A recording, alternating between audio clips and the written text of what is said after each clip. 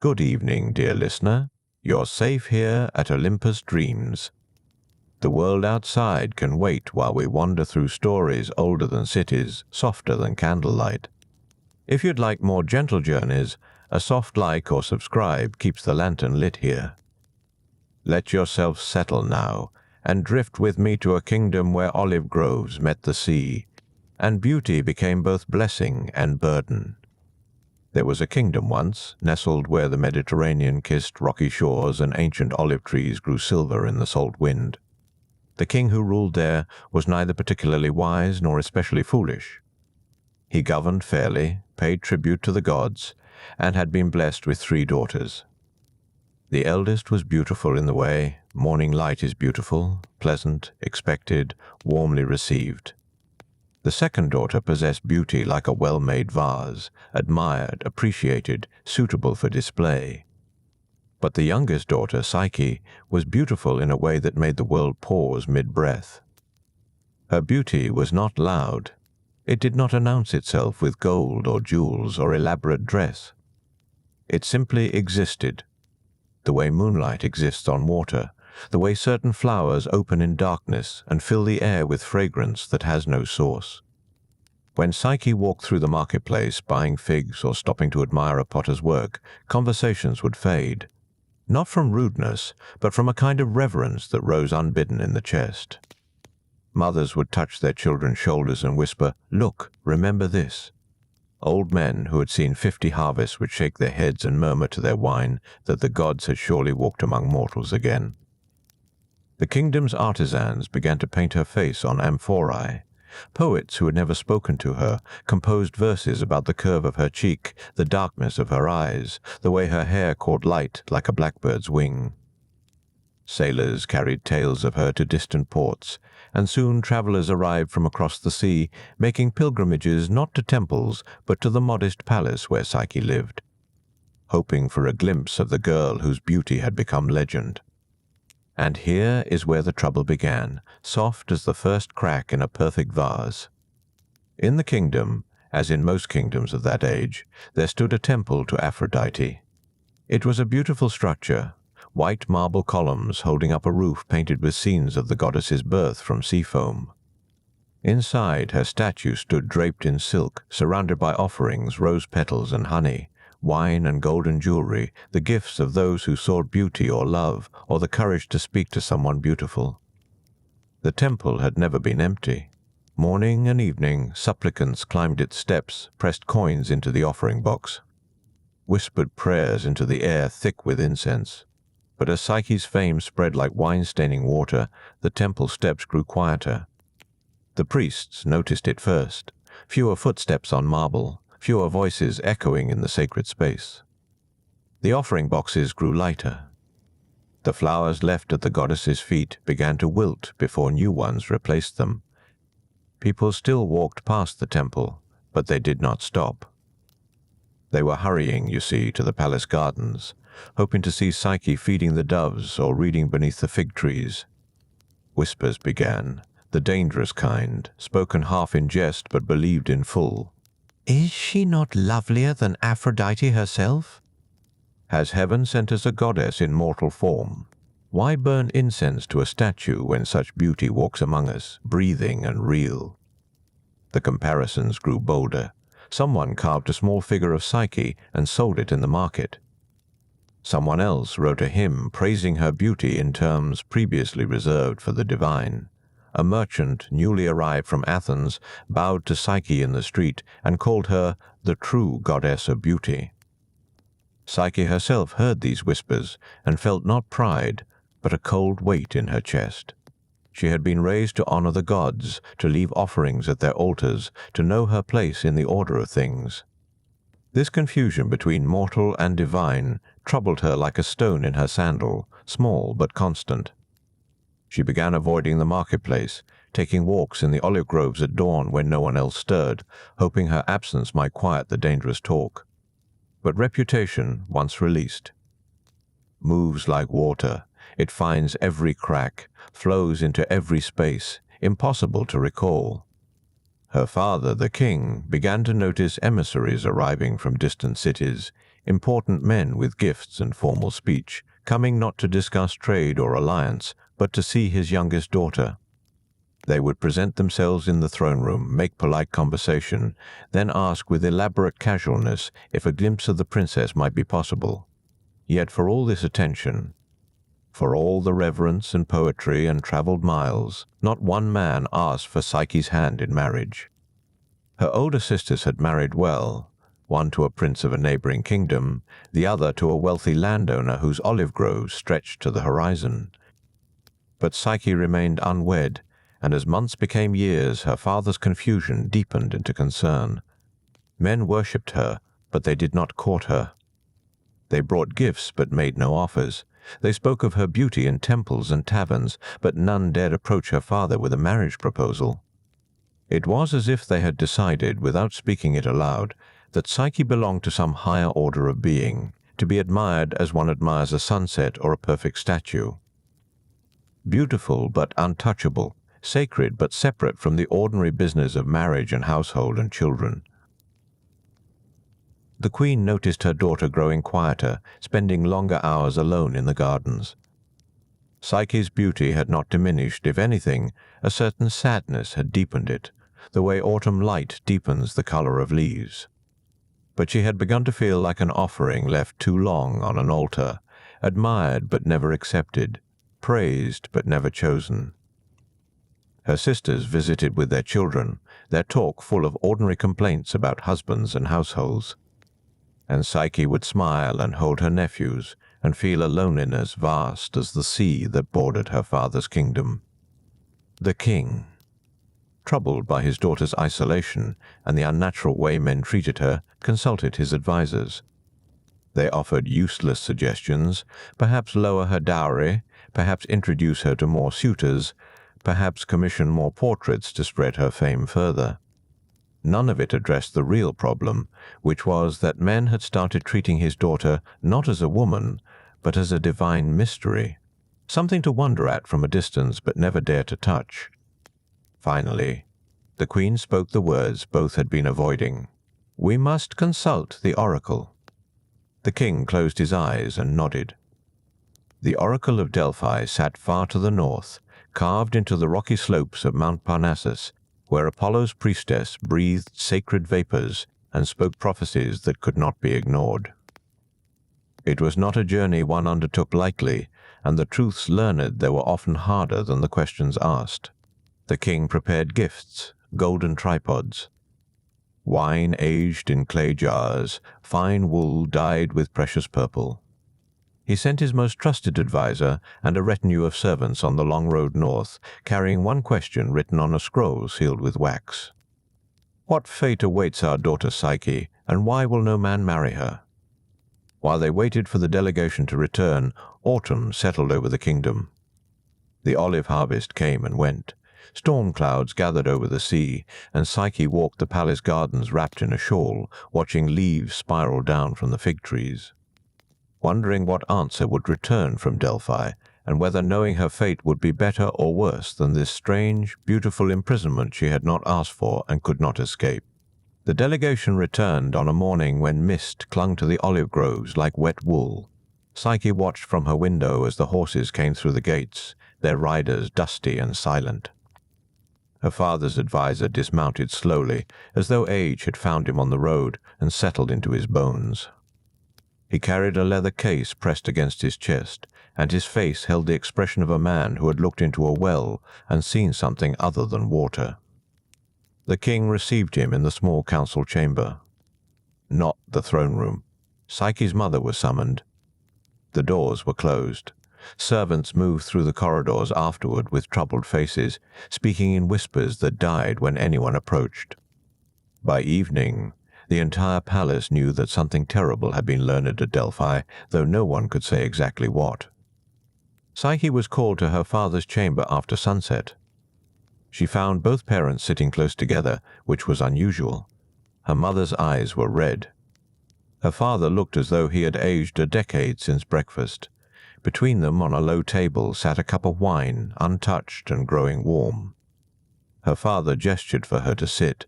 His voice, when he spoke, carried the careful steadiness of a man trying not to break. "The oracle has spoken," he said, "about your future, about why no man has asked for your hand." Psyche folded her hands in her lap and waited. Outside, wind rattled the shutters. A lamp flame wavered, sending shadows climbing the painted walls. The priestess spoke in Apollo's voice. Her father continued, "She said that you are destined for a marriage, but not to any mortal man. She said you must be dressed in wedding garments and taken to the high crag that overlooks the eastern valley. There you must be left alone, and there your husband will come to claim you." Psyche felt something cold settle at the base of her spine. What manner of husband? Her father's hands tightened on the arms of his chair. The oracle called him a serpent, a winged serpent whom even the gods fear, a creature of terrible power who has chosen you as his bride. The room fell quiet except for the sound of her mother's breathing, uneven and shallow. Psyche looked at the wine cup, at the way lamplight moved across its dark surface like oil. She thought of all the young men who had looked at her and turned away, all the suitors who had never come. Perhaps they had sensed this somehow, this invisible claim already laid upon her. Perhaps beauty itself had been the mark, the way shepherds mark lambs for sacrifice. "When?" she asked. Her father closed his eyes. 3 days hence. At dawn. Her mother made a sound that might have been a sob, or might have been a prayer cut short. Psyche reached across and took her hand. The older woman's fingers were cold and trembling. "We could refuse," her mother whispered. "We could send you away, to some distant city where oracles hold no power." But they all knew this was not true. Oracle pronouncements were not suggestions. They were patterns already woven into the fabric of what must be. To refuse was to invite something worse. Plague, famine, the gods' displeasure spreading like rot through an entire kingdom. The debt must be paid. The bride must be delivered. Psyche surprised herself by feeling almost relieved. At last, an answer. At last, an end to the strange suspension in which she had lived, admired but untouched, praised but unclaimed. If her fate was to be a monster's bride, then at least it was a fate, a direction, a purpose to this beauty that had been more curse than blessing. "I will go," she said quietly. "I will do what must be done." Her father looked at her with eyes that held both pride and breaking. Her mother pressed Psyche's hand to her cheek and wept. The next 3 days moved like a funeral procession, slow and inevitable. Servants prepared wedding garments, but their hands shook as they worked the cloth. White linen was chosen, fine and soft, embroidered at the edges with silver thread. A veil was woven from silk so thin it moved with breath. Garlands were made from myrtle and asphodel, flowers used for both weddings and graves. Word spread through the kingdom. People gathered in the streets speaking in hushed voices. Some wept. Some made offerings at temples, begging the gods to intervene. A few muttered that this was Aphrodite's doing, punishment for the comparisons made between goddess and mortal girl. But no one spoke such thoughts loudly. The gods heard everything, and they did not forgive easily. Psyche spent those days walking through the palace gardens, memorizing the shape of olive trees against the sky. The particular blue of the sea at midday, the way afternoon light turned the stone walls golden. She said goodbye to her sisters through letters carried by swift riders, for there was no time for them to travel home.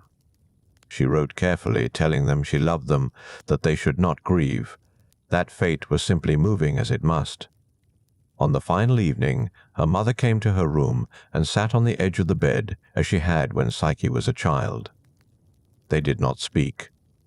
There was nothing useful to say. Her mother brushed Psyche's hair with slow, deliberate strokes, as though trying to preserve the moment through repetition.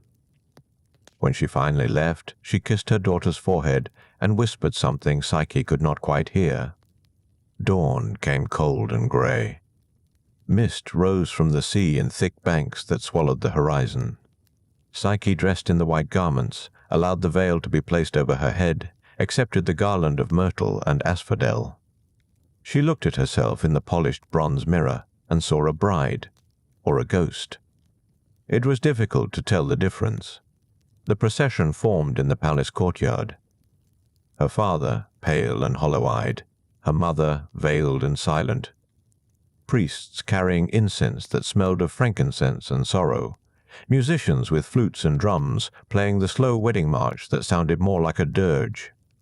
Citizens lined the streets, some throwing flowers, some simply staring with expressions of grief and pity. They walked through the city gates and onto the path that led east into the mountains. The climb was long and steep. Psyche's white garments grew dusty at the hem.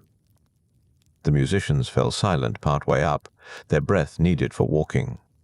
Only the priests continued their chanting, low and rhythmic. Words in an ancient dialect Psyche did not understand. The crag stood at the edge of a great cliff overlooking a valley so deep its bottom was lost in shadow. Wind howled across the exposed stone, pulling at veils and garments. It was a place of raw power, where earth met sky with nothing gentle between them. Psyche could see why the oracle had chosen it. This was a threshold space, a place where one world ended and another might begin. Her father embraced her. He tried to speak, but could not. Her mother clung to her for a long moment, then pulled away quickly as though the parting would be easier if done fast. The priests scattered their incense, muttered their prayers, then retreated. One by one, the procession turned and made its way back down the path. Psyche watched them go, white figures growing smaller against the grey stone until they disappeared entirely. She stood alone on the crag in her wedding garments, the wind turning her veil into a ghost's beckoning hand. The valley below was vast and silent. No serpent appeared. No winged creature descended from the sky. There was only the wind, the stone, and the terrible patience required of those who wait for fate to arrive. The wind tasted of salt and distance. Psyche stood motionless at the edge of the world, her veil streaming behind her like water flowing upward. She had imagined this moment would bring terror, the kind that seizes the throat and stops the heart. Instead, she felt oddly calm. Perhaps this was what happened when fear grew too large to contain. It simply emptied out, leaving behind a strange, hollow peace. The sun climbed higher, burning off the morning mist. The valley below revealed itself in pieces. Dark pines clinging to steep slopes. A ribbon of silver that might have been a river. Rock faces streaked with mineral colors, rust and copper and deep green. It was beautiful in a way that had nothing to do with human preference. The kind of beauty that existed whether anyone witnessed it or not. Psyche sat carefully on a smooth boulder, arranging her white garments so they would not tear. The myrtle garland slipped sideways on her head. She adjusted it, then wondered why she bothered. Who was there to see her properly dressed? The wind did not care about appearances. Neither, presumably, would a monster. Time moved strangely in that high place. Without the markers of palace routine, meals and bells and changing light through familiar windows, the hours seemed to fold into themselves. Psyche found herself thinking of small things. The taste of honey cakes her nurse used to make. The sound of her mother's laughter before sorrow had carved lines around her mouth. The way her eldest sister used to braid flowers into complicated crowns that fell apart before evening. She had not expected memory to be so gentle. Had not expected to feel, in this moment of waiting for a prophesied doom, such ordinary affection for the life she was leaving behind. The sun reached its peak and began its slow descent. Shadows lengthened across the valley floor. Psyche's stomach tightened with hunger, but she had brought no food. Brides on their way to divine husbands did not pack provisions. She almost laughed at the absurdity, then caught the sound before it could escape. Laughter felt dangerous here, as though it might shatter whatever fragile membrane held this moment in place. A hawk circled overhead, riding currents invisible to earthbound eyes. Psyche watched its effortless spirals and felt something close to envy. To move through air like that, with such certainty of purpose. to know exactly what one was meant to do and how to do it. The afternoon grew long. Golden light painted the western sky in shades of amber and rose. Still no serpent came. No dragon descended. No creature of nightmare emerged from cave or cloud. Psyche began to wonder if perhaps the oracle had been wrong, or if the gods had changed their minds, or if she would simply stand here until she became part of the landscape. A stone figure in white garments that birds would eventually nest in. Then the wind changed. It came from the west, warm and sudden, carrying scents of distant orchards and sun-heated earth. Not the cold mountain wind that had battered her all day, but something entirely different. Something that felt almost like breath. The air around Psyche began to move in a way wind should not move. It did not push or pull. It gathered. It lifted. She felt herself rising, not violently but gently, as a mother lifts a sleeping child. Her feet left the stone. Her white garments billowed but did not tear. The veil streamed upward, no longer pulled by chaotic gusts, but held in invisible hands that seemed to know exactly where they were going. She should have been terrified. Her body understood this, sending her heart racing, flooding her limbs with the urgent chemistry of panic. But her mind remained oddly still. She had been promised to something unknown. Perhaps this was it. Perhaps doom came not with scales and fangs, but with this strange, tender buoyancy. The crag fell away beneath her. The valley opened like a mouth, deep and green and secretive. Psyche closed her eyes, then forced them open again. If this was to be her end, she would witness it. She owed herself that much. The wind carried her down through layers of cooler air. She could feel the temperature changing against her skin, warm, then cool, then warm again. Birds scattered at her approach, crying out in confusion. A deer looked up from a stream and froze, its dark eyes following her impossible flight. Down and down she went, deeper into the valley than she had thought possible. The cliff walls rose on either side, dark stone threaded with climbing vines. Water trickled somewhere nearby, a sound like delicate bells. The light changed, softening into the blue-green luminescence of deep forest twilight, even though the sun had not yet fully set. The wind lowered her with infinite care, setting her feet upon ground so gently she barely felt the contact. Soft grass cushioned her landing. Wildflowers grew in constellations of white and yellow, their petals already closing for the coming night.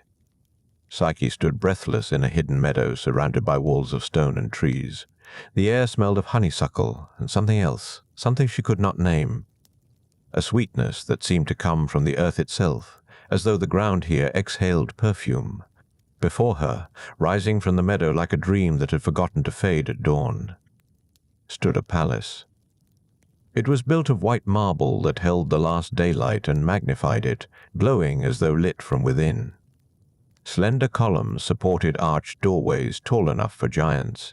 Gardens surrounded it, terraced and precise, filled with roses that bloomed in impossible colors.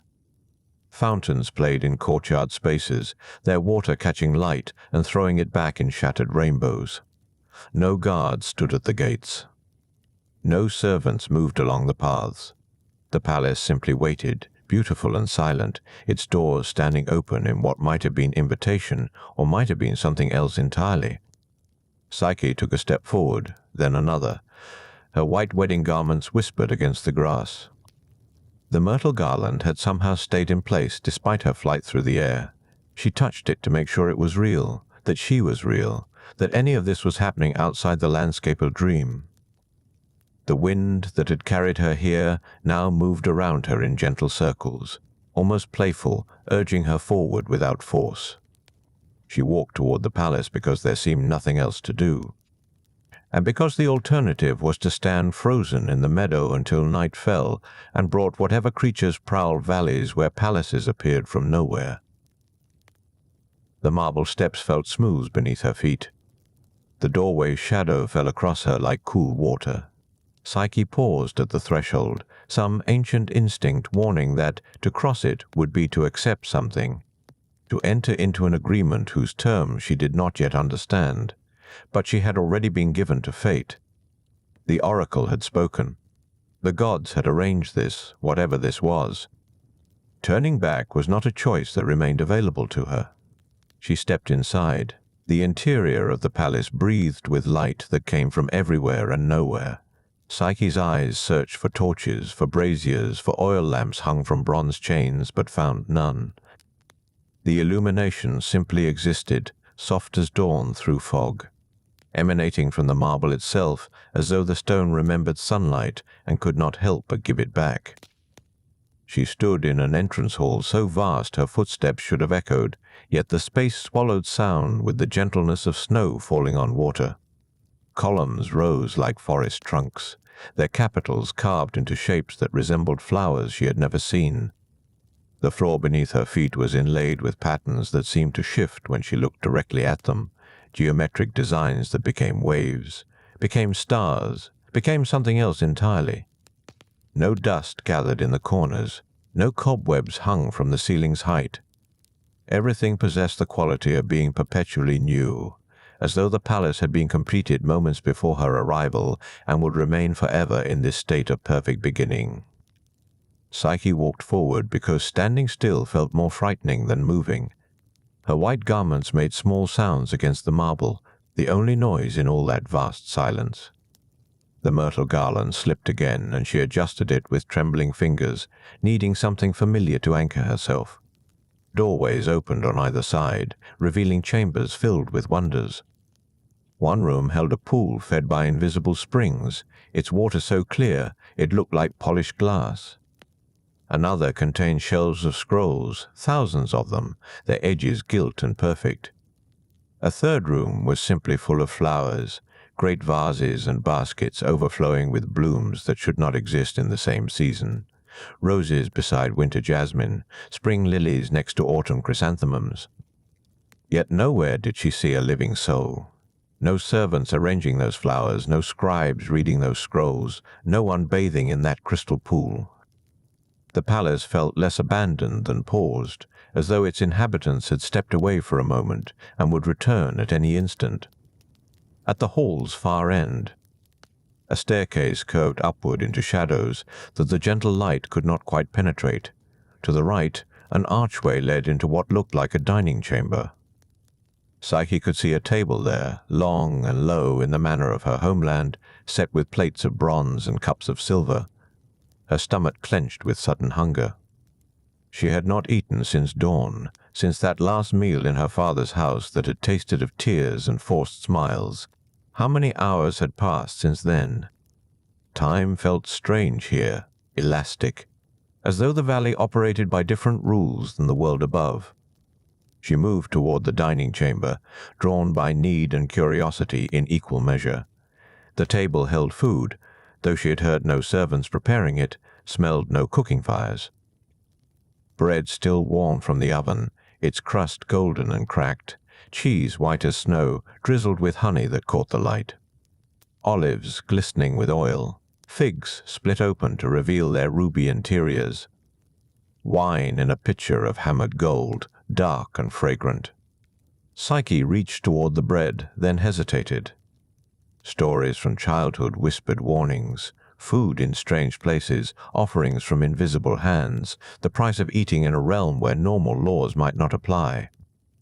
But she was hungry, and she had been given to whatever fate ruled this valley. If the food was poisoned or enchanted, perhaps that was simply the next part of the story already written for her. She broke off a piece of bread.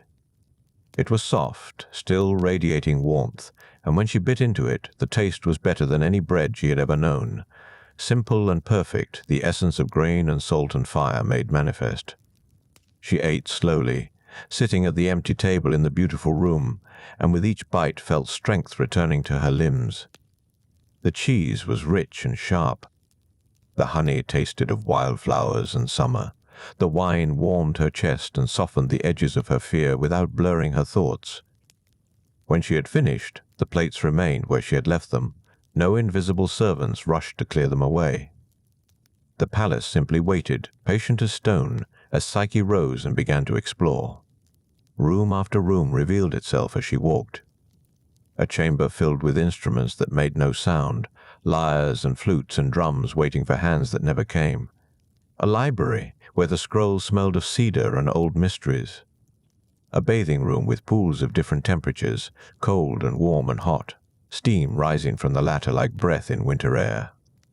She found clothing folded on a chair in a bedchamber that seemed prepared specifically for her.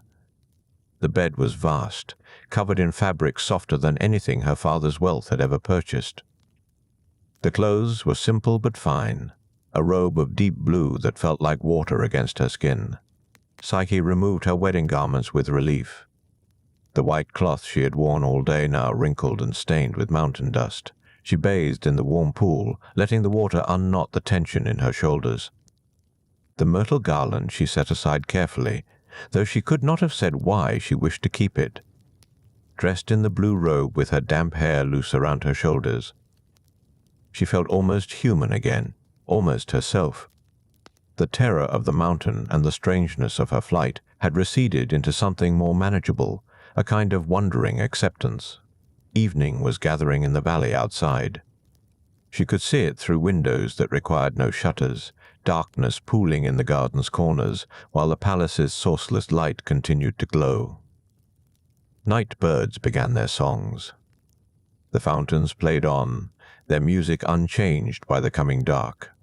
Psyche returned to the bedchamber and sat on the edge of the vast bed, uncertain what came next. She was in a palace built for someone far grander than herself, eating food prepared by invisible hands, wearing clothes left by unknown benefactors. The oracle had promised her to a monster. Yet all she had found was beauty and silence and a strange, persistent kindness in every detail. Perhaps the monster was simply late. Perhaps it would arrive with darkness, wings blotting out the stars, scales scraping against marble. She should have felt fear returning with that thought. Instead, she felt only tiredness. The deep exhaustion that comes after terror has burned itself out. She lay back against pillows that smelled of lavender. The bed accepted her weight like an embrace. Outside the window, the first stars appeared in the deepening blue. Psyche thought she should stay awake, should keep watch, should be ready for whatever came next. But the bed was soft. The room was warm. The palace hummed with a quietness that felt almost like protection. Her eyes grew heavy. Just before sleep claimed her, she heard it. A sound so soft she almost missed it beneath the fountain's music and the night bird's calls. Footsteps, measured and careful, moving through distant halls, coming closer with each measured breath. The palace, it seemed, was no longer empty. Someone, or something, had finally come home. The footsteps drew nearer, their rhythm steady as a heartbeat, their weight suggesting neither beast nor giant, but something closer to her own mortal scale. Psyche lay motionless against the lavender-scented pillows, her eyes open now, watching the doorway where amber light from the corridor met the dimness of her chamber. The steps paused just beyond the threshold. Psyche's breath caught. In the silence between one moment and the next, she became aware of every detail, the slight catch in her throat, the cooling dampness of her hair against her neck, the way the blue robe had twisted around her legs when she lay down. She waited for scales to scrape marble, for hot breath that smelled of sulfur and old blood. Instead, a voice spoke from the darkness beyond the door. Not monstrous. Not inhuman. Just a voice, low and careful, with a warmth that reminded her of summer evenings when the last light lingered on the horizon. "Forgive me," it said. "I did not mean to startle you." Psyche pushed herself upright, her hands gripping the bed cover. The doorway remained empty. The voice had come from shadow, from air, from nothing she could see. "Who are you?" Her own voice emerged, steadier than she expected. A pause, as if the speaker were choosing words with great care. "The one to whom you were promised." The oracle spoke truth, though not perhaps in the way your kingdom understood. "The monster." She said it flatly, testing the word against the gentle voice. "If you wish to call me that." There was something in the tone that might have been sadness, though I have other names as well. Psyche's eyes adjusted slowly to the darkness beyond her doorway. She could make out a shape now, human in proportion, standing just outside the spill of light that marked the chamber's entrance, tall but not towering, still but not threatening. The figure remained in shadow as deliberately as if darkness were a cloak it chose to wear. "Why do you not come where I can see you?" she asked. The silence stretched long enough that she thought he might not answer. Then, because once seen, some things cannot be unknown, and I would have you come to know me first in other ways. It was a strange answer. Psyche drew her knees up beneath the blue robe, making herself smaller against the vast bed's expanse. Every story she had ever heard whispered that monsters hid their true faces, that darkness concealed what daylight would reveal as terrible. Yet the voice held no deception she could name. Only a kind of careful honesty, as if the speaker were performing a difficult task with great precision. "I do not understand," she said. "I know." The voice softened. "That is why I ask your patience. The oracle bound you to a fate not of your choosing. I would not compound that by forcing my presence upon you before you are ready to accept it." Psyche looked down at her hands, pale against the dark fabric pooled around her legs. "And if I am never ready?" Another pause. "Then I will remain in darkness. This is your home now, Psyche. All that is here is yours to command. I ask only that you allow me to share it with you in this way, visiting when night falls, speaking with you if you wish, leaving if you do not. Nothing more unless you someday choose to offer it." She turned the words over in her mind, searching for the trap beneath them. Her sisters would have laughed at such careful courtesy from a creature who could simply take what it desired. But something in the voice's quality convinced her that the offer was genuine. The palace itself had shown her nothing but kindness, preparing food and bath and bedchamber with an attention that felt almost like tenderness. "You promise you will not harm me?" she asked. "I promise." The words came without hesitation, though I understand if promises from shadows carry little weight. Psyche surprised herself by almost smiling. There was something disarming in the admission, in the acknowledgement of how strange this all must seem. She looked toward the doorway again, toward the figure that remained stubbornly invisible despite her straining eyes. "Will you tell me your name, at least? You may call me what you wish." "Husband, if you can bear the word. Friend, if that feels safer." Or simply, the voice that visits when stars appear. The word husband settled strangely in her chest. She was married, she supposed, dressed in funeral garments and given to this fate by oracular decree. But marriages in her father's kingdom involved feasts and witnesses and daylight ceremonies, not conversations conducted in darkness with beings who refused to show their faces. Still, there was something in the care with which the voice addressed her that felt more married than many unions she had witnessed. Those had been transactions of land and lineage. This, whatever it was, acknowledged her as a person whose comfort mattered. "You may visit," she said quietly. "If that is what you wish." "Thank you." The relief in those two words was unmistakable. "May I ask how you found the palace?" "Is there anything you need that has not been provided?" And so they began to speak, she sitting on the bed and he standing in shadow just beyond the light's reach. Their conversation tentative, as two strangers learning the shape of each other's thoughts. He asked about her journey, and she told him of the mountain and the wind, of her terror and the strange peace of surrender. She asked about the palace, and he explained that it had been built long ago for purposes he did not specify, waiting all this time for an inhabitant worthy of its beauty. His voice never wavered from its careful gentleness. When she mentioned her fear of the oracle's prophecy, he acknowledged it without defensiveness. When she spoke of missing her family, he listened with what seemed like genuine sympathy, and when the conversation lulled into silence, he did not rush to fill it, but let the quiet settle comfortably between them. The stars wheeled slowly beyond the window. Psyche found herself relaxing against the pillows, her initial tension easing into something closer to curiosity. The voice belonged to someone educated, someone who spoke of music and poetry with knowledge, who asked about her childhood with real interest rather than mere politeness. "You sound young," she said at one point, then felt foolish for the observation. A soft laugh from the darkness. "Younger than some things, older than others." Does it matter? I suppose not. She tucked her hair behind her ear, a nervous gesture from childhood. It is only that I expected a monster would sound more monstrous. Perhaps I am simply a monster with good diction, but there was warmth in the words, an invitation to share the joke rather than take offense. As the night deepened, Psyche felt her eyes growing heavy again. The strangeness of the situation had not diminished, but it had lost its sharp edges. She was talking with someone in the dark, nothing more and nothing less. Someone whose voice she was beginning to find pleasant. Someone who seemed genuinely concerned for her well-being. "You are tired," the voice observed. "I should let you rest. Will you come again tomorrow?" The question emerged before she could consider it. "If you wish it, I will come every night." A pause. "You need not fear solitude here, Psyche. Whatever else I am yours to speak with whenever darkness falls." She heard the footsteps withdraw, measured and careful as they had approached.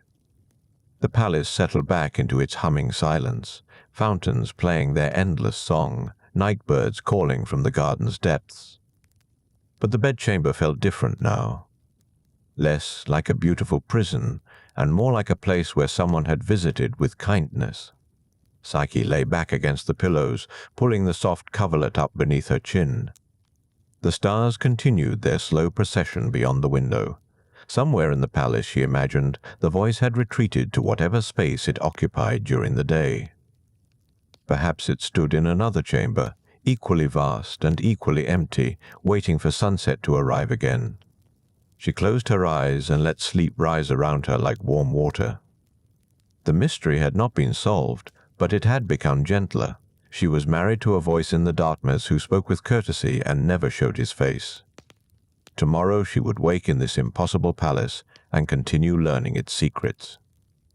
But tonight, for the first time since leaving her father's kingdom, she felt something that might have been the beginning of safety.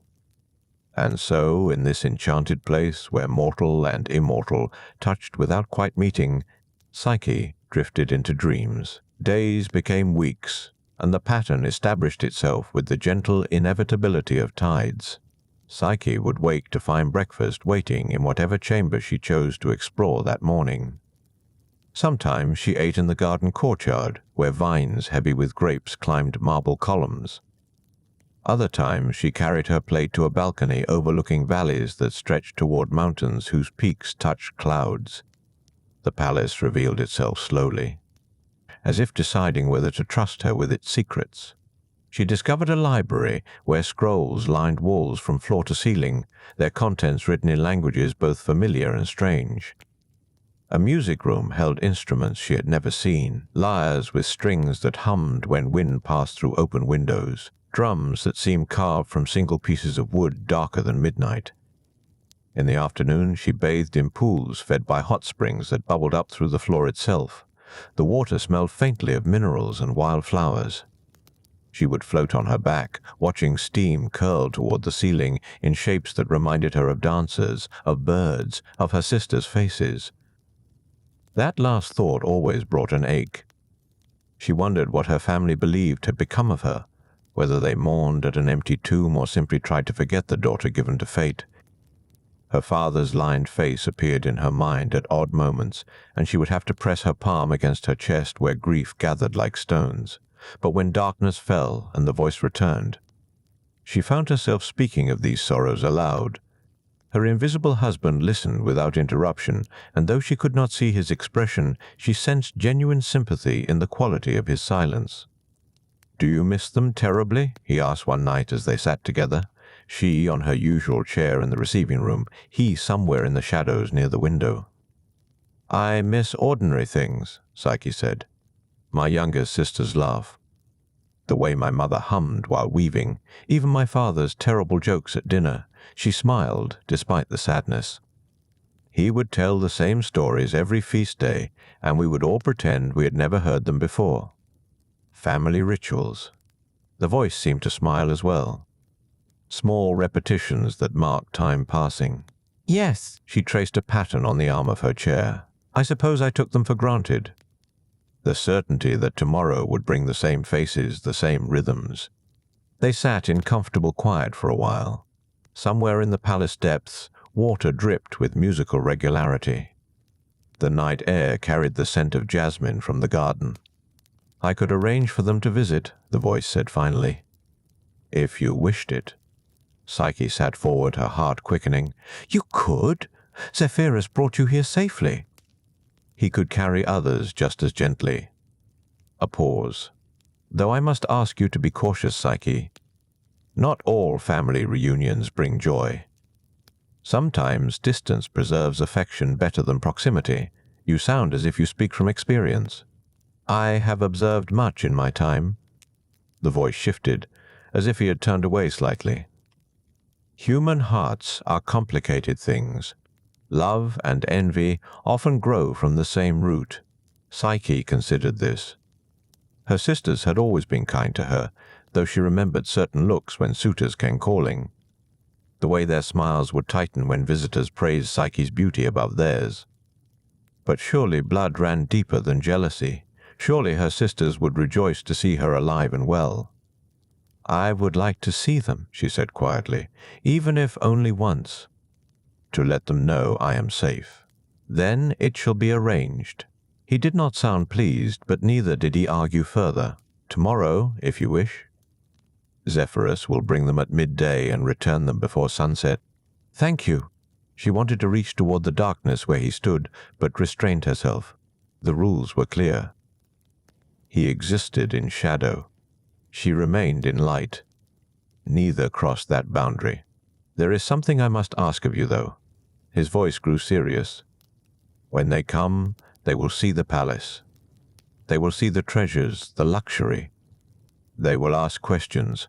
What should I tell them? Whatever you wish, save one thing. He moved closer to the edge of shadow, close enough that she could almost perceive a shape against the darkness. Do not tell them you have never seen my face. Do not speak of my insistence on darkness, because that knowledge will trouble them, and troubled minds breed dangerous thoughts. He spoke carefully, as if choosing each word with precision. Let them believe you are happy. Let them see your contentment. But do not give them reason to fear for you or to question the nature of your marriage. Psyche felt unease stir in her stomach. Are you asking me to lie to my family? I am asking you to protect yourself. His voice remained gentle but held an edge of something deeper. Your sisters love you, I do not doubt that. But love and wisdom do not always keep company. If they worry, they may suggest remedies more dangerous than any illness. She did not understand, but the seriousness in his tone made her reluctant to press further. I will tell them I am well, and that my husband is kind to me. That much is true. It is. The shape in the darkness seemed to relax slightly. And you will see them tomorrow. Let that be enough for now. He withdrew after that, his footsteps receding down the corridor. Psyche sat alone in the receiving room, watching the lamp flames dance in their sconces. The prospect of seeing her sisters filled her with joy and apprehension in equal measure. She wanted to show them the wonders of her new home, to prove that oracles sometimes led to unexpected happiness. But her husband's warning lingered like smoke. That night she dreamed of her sisters standing in the palace courtyard, their faces shifting between delight and something else, something that twisted their features into unfamiliar shapes. She woke gasping, tangled in sheets that smelled of lavender and fear. Morning brought clarity, or at least distraction. The palace servants, invisible as always, laid out her finest robe, pale blue silk that caught light like water. They arranged her hair in the style her mother had favored, woven with small flowers that never wilted. They placed golden sandals by her feet and a delicate chain of silver around her throat. When she stood before the polished bronze mirror, she barely recognized herself. The frightened girl who had climbed the mountain seemed very far away. This woman looked like someone who belonged in a palace of wonders, someone who had learned to walk through impossibility with grace. At midday, she stood in the main courtyard, heart drumming against her ribs. The west wind arrived first, warm and playful, stirring the fountain waters into small whirlwinds. Then came her sisters, borne gently through the air like feathers on an updraft. They stumbled slightly upon landing, laughing and clutching each other's arms. When they saw Psyche, their faces transformed with joy. "You're alive," the eldest breathed. "Oh, Psyche, we thought we had lost you forever." They embraced fiercely, all three weeping, and for a long moment Psyche forgot her husband's warnings. This was her family. These were the people who had braided her hair and taught her songs and held her when childhood terrors struck. Whatever else happened, that foundation remained solid. "Come," she said, wiping her eyes and smiling. "Let me show you where I live now." And leading them toward the palace doors, she chose to believe that love would be enough to keep all darker things at bay. The afternoon stretched ahead like a road whose end she could not quite see, and she walked it gladly, her sister's hands warm in hers. The palace doors opened without a sound, revealing halls that seemed to hold their breath in anticipation. Psyche watched her sisters' faces as they stepped across the threshold. Their expressions shifted from wonder to something approaching disbelief. "This is where you live," the middle sister whispered, her voice echoing slightly off marble walls.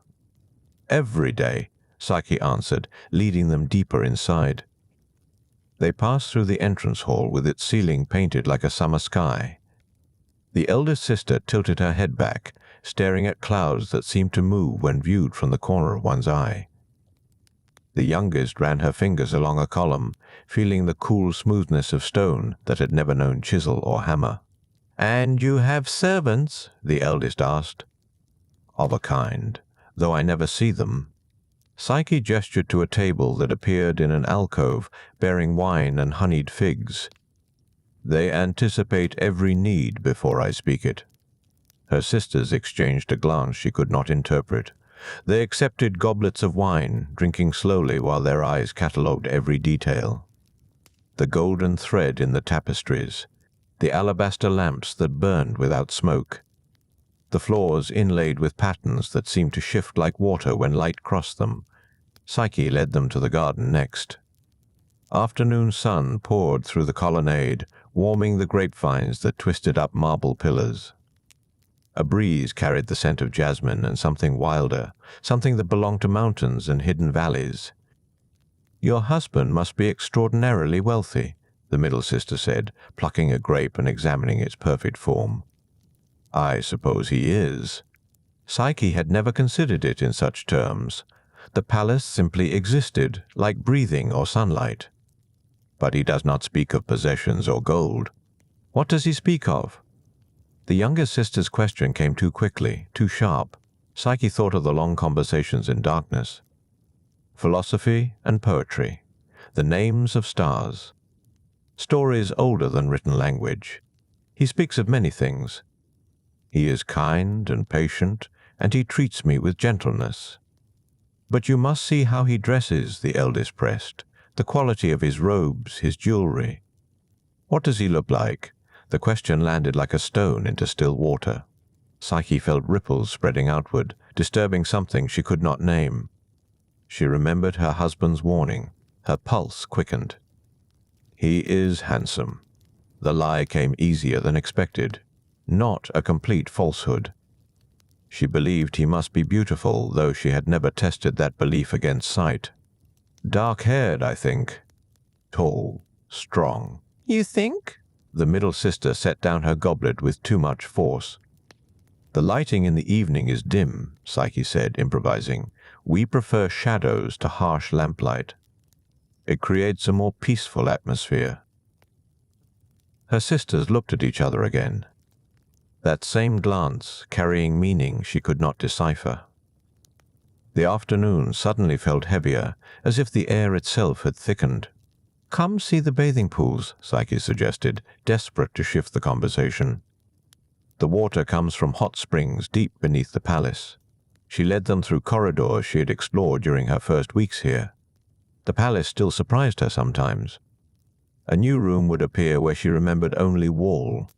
A staircase would lead upward when she expected it to descend. But today it behaved itself, unfolding in logical sequence. The bathing chamber made her sisters gasp. Pools carved from single pieces of stone, steam rising in lazy spirals, mineral-rich water that smelled of the earth's deep places. Wildflowers grew in clay pots along the edges, their roots drinking from overflow channels. "You bathe here alone?" the youngest asked. "Sometimes. Sometimes I hear singing from other rooms. The invisible servants, perhaps, or the palace itself. I am not always certain."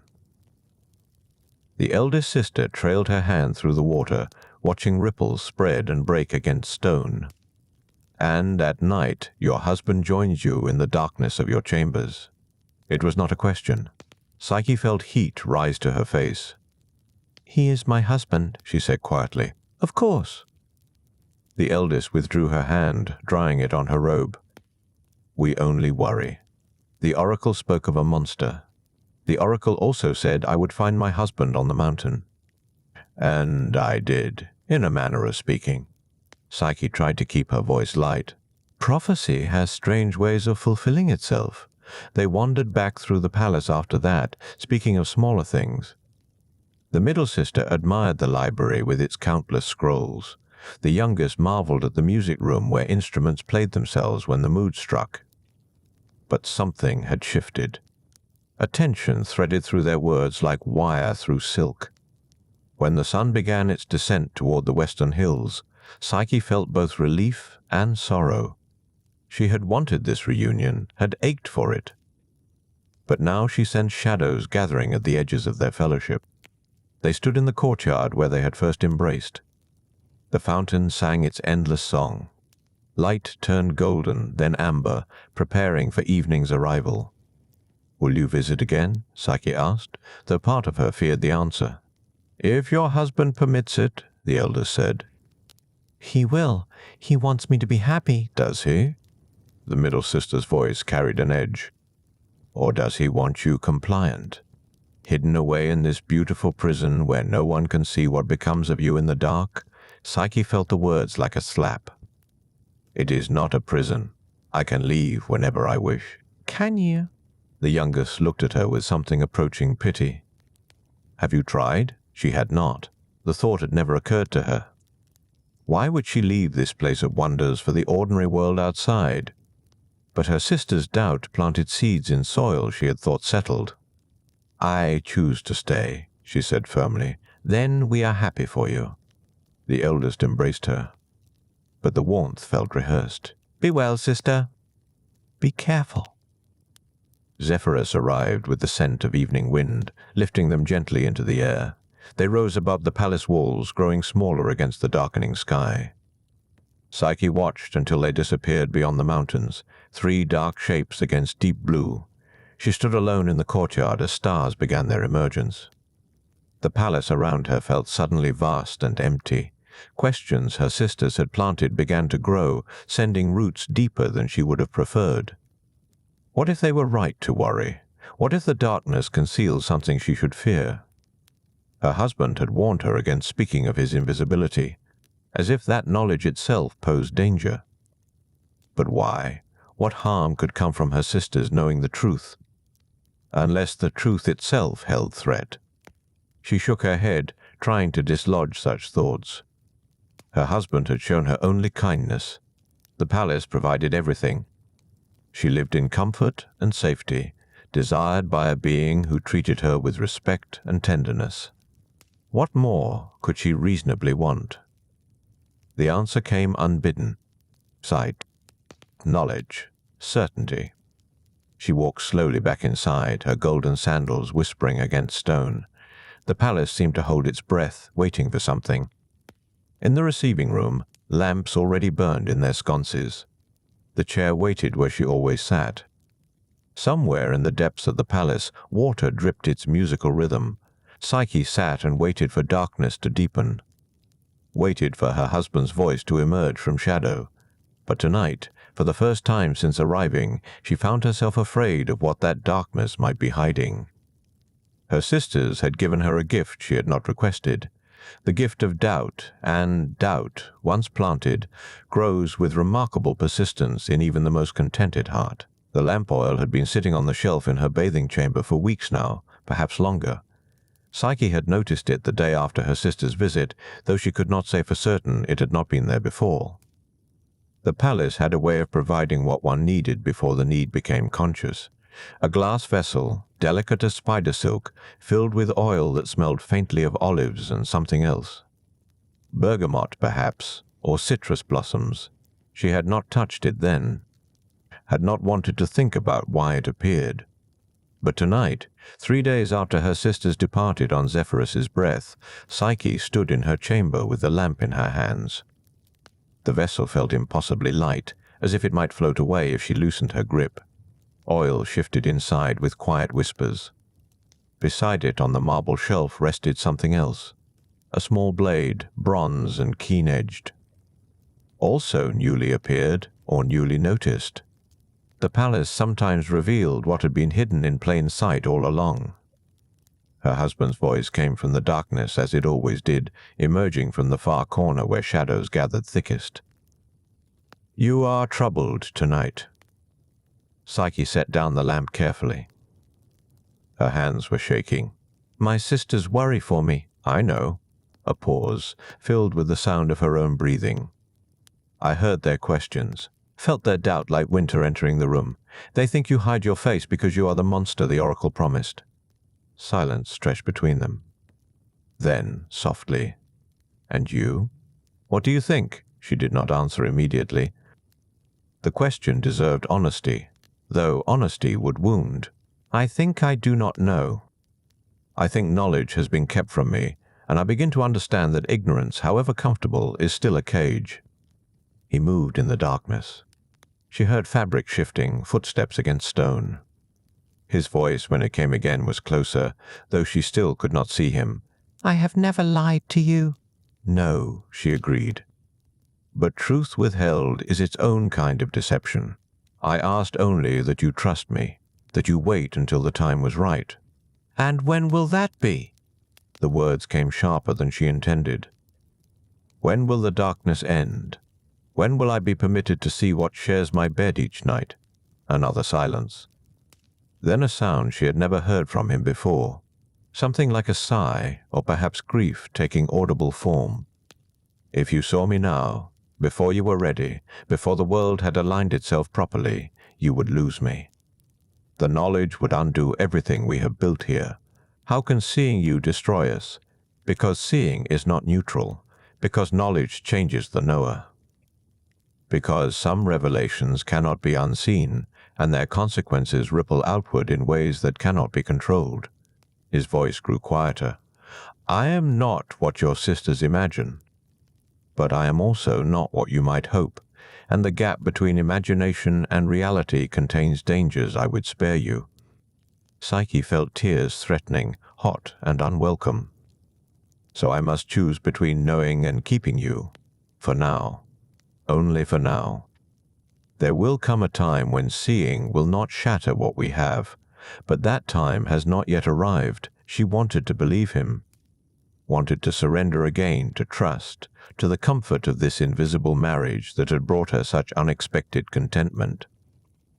But her sister's words had taken root, and doubt, once planted, grows stubborn and persistent. "I need time," she said, "to think, to decide." "I understand." He moved away, or perhaps simply became more fully shadow. "I will give you solitude tonight, if you wish it." "No?" The word emerged before thought. "Stay. Please." And he did, speaking to her through the darkness of gentler things, the dolphins he had seen that morning playing in southern waters, the way cedar trees smelled after rain in the mountains north of here, stories from the time before time when the world was younger and simpler, though perhaps no kinder. Psyche listened, letting his voice wash over her like warm water. But even as she relaxed into familiar rhythms, her eyes kept drifting to the corner where the lamp waited. The vessel catching starlight from the window, glowing soft as pearl. Sleep came eventually, deep and dreamless. When she woke, pale light filtered through eastern windows. Her husband had gone, as he always did before dawn. The space beside her on the bed held only warmth and the faint scent of myrrh. She rose and dressed, choosing a simple robe of undyed linen. Her golden sandals whispered against floor stones as she wandered through the palace. Breakfast appeared in the usual place. Honeyed bread, fresh figs, goat cheese aged to perfection. She ate without tasting, her mind elsewhere. In the garden, grapes hung heavy on their vines. Bees moved between flowers with purposeful industry. The morning was beautiful, perfect, exactly as always, yet Psyche felt as though she were seeing it through a veil. Everything familiar had become strange. She found herself in the library without consciously choosing the destination. Scrolls lined the walls in careful organization. She pulled one at random, unrolling it across the reading table. An account of the Titan War, written in elegant script, gods battling other gods while the earth shook beneath them. She read without comprehension, eyes moving over words that failed to register meaning. The day passed in similar fashion. Wandering without destination, sitting without purpose, thinking in circles that led nowhere except back to the same unanswerable question. What hid in the darkness of her marriage? Monster or miracle? Deception or protection? When evening came again, Psyche sat in the receiving room and watched shadows lengthen across marble floors. Her husband's voice emerged right on schedule, warm and familiar. "You are still troubled." Yes. "I wish I could ease your mind, but some burdens can only be carried, not removed." They spoke very little that night. He told her a story about a mortal weaver who challenged Athena and was transformed into a spider for her hubris. Psyche listened, hearing the warning beneath the tale. Pride comes before transformation, and not all transformations are kind. But was it pride to want knowledge of one's own husband? Was it hubris to resist the boundaries others placed around truth? She did not know, and not knowing had become its own exquisite torment.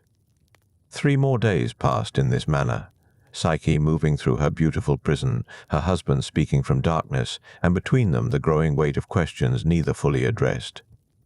The lamp remained on its shelf, the blade beside it, both waiting with the patience of inanimate objects that have no concept of urgency or doubt. On the 7th night after her sister's departure, Psyche lay awake long after her husband's breathing had settled into the rhythm of sleep. The moon, nearly full, sent silver light through the window. It fell across the floor in geometric patterns, dividing darkness from lesser darkness. She rose with movements so slow they barely qualified as motion. Each breath measured, each footstep placed with infinite care on stones she knew well enough to navigate blind. The bathing chamber waited, lamp and blade exactly where she had left them. Her hands found the lamp without fumbling. The blade she tucked into her robe's belt, though she could not have said why. Insurance, perhaps. Or simply because her sisters had given it to her with such ceremony, pressing it into her palm with whispered urgency. Back through the palace. Heart hammering so loud she feared it might wake more than just her husband. But the palace remained silent, holding its breath, or simply indifferent to human drama. Even the fountain in the courtyard seemed to quiet its eternal song. Her chamber waited. Moonlight made everything strange, familiar objects rendered mysterious by silver illumination. And there, on the bed, her husband slept. Psyche stood in the doorway for a long moment, lamp trembling in her grip. This was the threshold. On one side, comfortable ignorance and whatever protection it provided. On the other, knowledge and its unknowable consequences. She could still turn back, could return the lamp to its shelf, the blade to its resting place, and choose again the gentler path of trust. But her feet carried her forward, 3 steps. 5, 7, until she stood beside the bed, lamp raised high, and with breath held tight enough to ache, She let its light fall upon the face of her invisible husband. The world tilted on an axis Psyche had not known existed. Her husband's face caught lamplight like something carved from dreams rather than flesh. Golden curls spilled across the pillow, each strand precise, as if painted by an artist who understood perfection as a language. His features held a symmetry that made mortal beauty seem like rough sketches, abandoned attempts at capturing something the gods alone could manifest. High cheekbones. A jaw that might have been cut from marble by someone who loved the stone.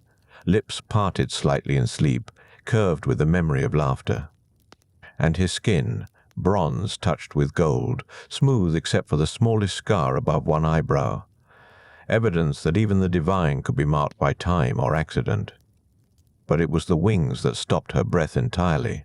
They spread behind him, folded against shoulders that needed no armor to suggest strength.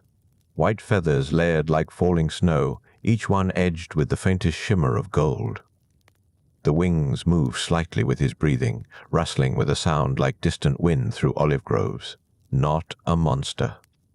Not even close. A god. The lamp wavered in her grip. Oil sloshed against glass, sending shadows dancing across walls that had witnessed this moment through some cruel design of fate. She knew those wings, had seen them painted on temple walls, carved into votives left at crossroads shrines. Kyros, the god of desire himself, the one whose arrows toppled kingdoms and humbled heroes, who served his mother Aphrodite's will and answered to no mortal authority. This was her husband. This impossible, devastating truth. He slept deeply, one arm thrown above his head in the careless abandon of those who have never known true danger. His bow rested against the far wall, quiver beside it. Silver and gold worked into patterns that seemed to move in lamplight. Tools of divine power, set aside like a shepherd's staff at day's end. Psyche's hand shook. She should lower the lamp, should retreat before he woke, should preserve whatever remained of the life she had built inside careful ignorance. But she could not move, could barely breathe. The beauty before her was not the comfortable kind that mortals praised in songs. This was beauty that wounded, that carved understanding into the soul with sharp and pitiless precision. She had been loved by a god, had lain beside divinity in darkness, speaking of simple things while cosmic power held itself carefully still. Every gentleness he had shown her, every patient answer to her endless questions, every moment of tenderness had required him to restrain immortal nature inside mortal gestures, and she had doubted him, had listened to envy dressed as concern, had allowed sisters who knew nothing of her life to plant poison where trust should have grown. The shame of it hit like a fist. Heat flooded her face. Her eyes burned with tears that had no right to fall, not after this betrayal. She had been given mystery and wonder, and she had chosen suspicion. Had been offered a love that crossed the boundary between mortal and divine.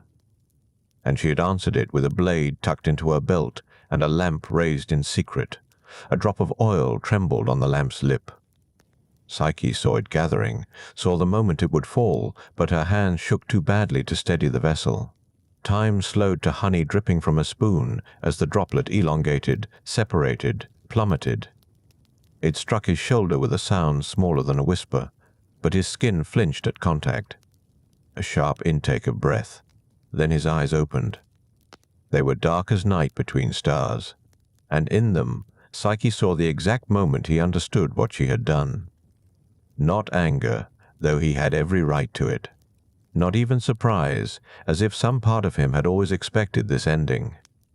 Just sorrow, deep as the sea that surrounded the world, old as the first mortal who had ever chosen fear over faith. Psyche. Her name emerged as statement, question, and farewell all at once. The lamp slipped from her fingers. It struck the floor and shattered, oil spreading in a pool that caught firelight and turned it into something that looked almost like blood. Shadows rushed back into the room, reclaiming territory they had briefly surrendered. But she had seen enough.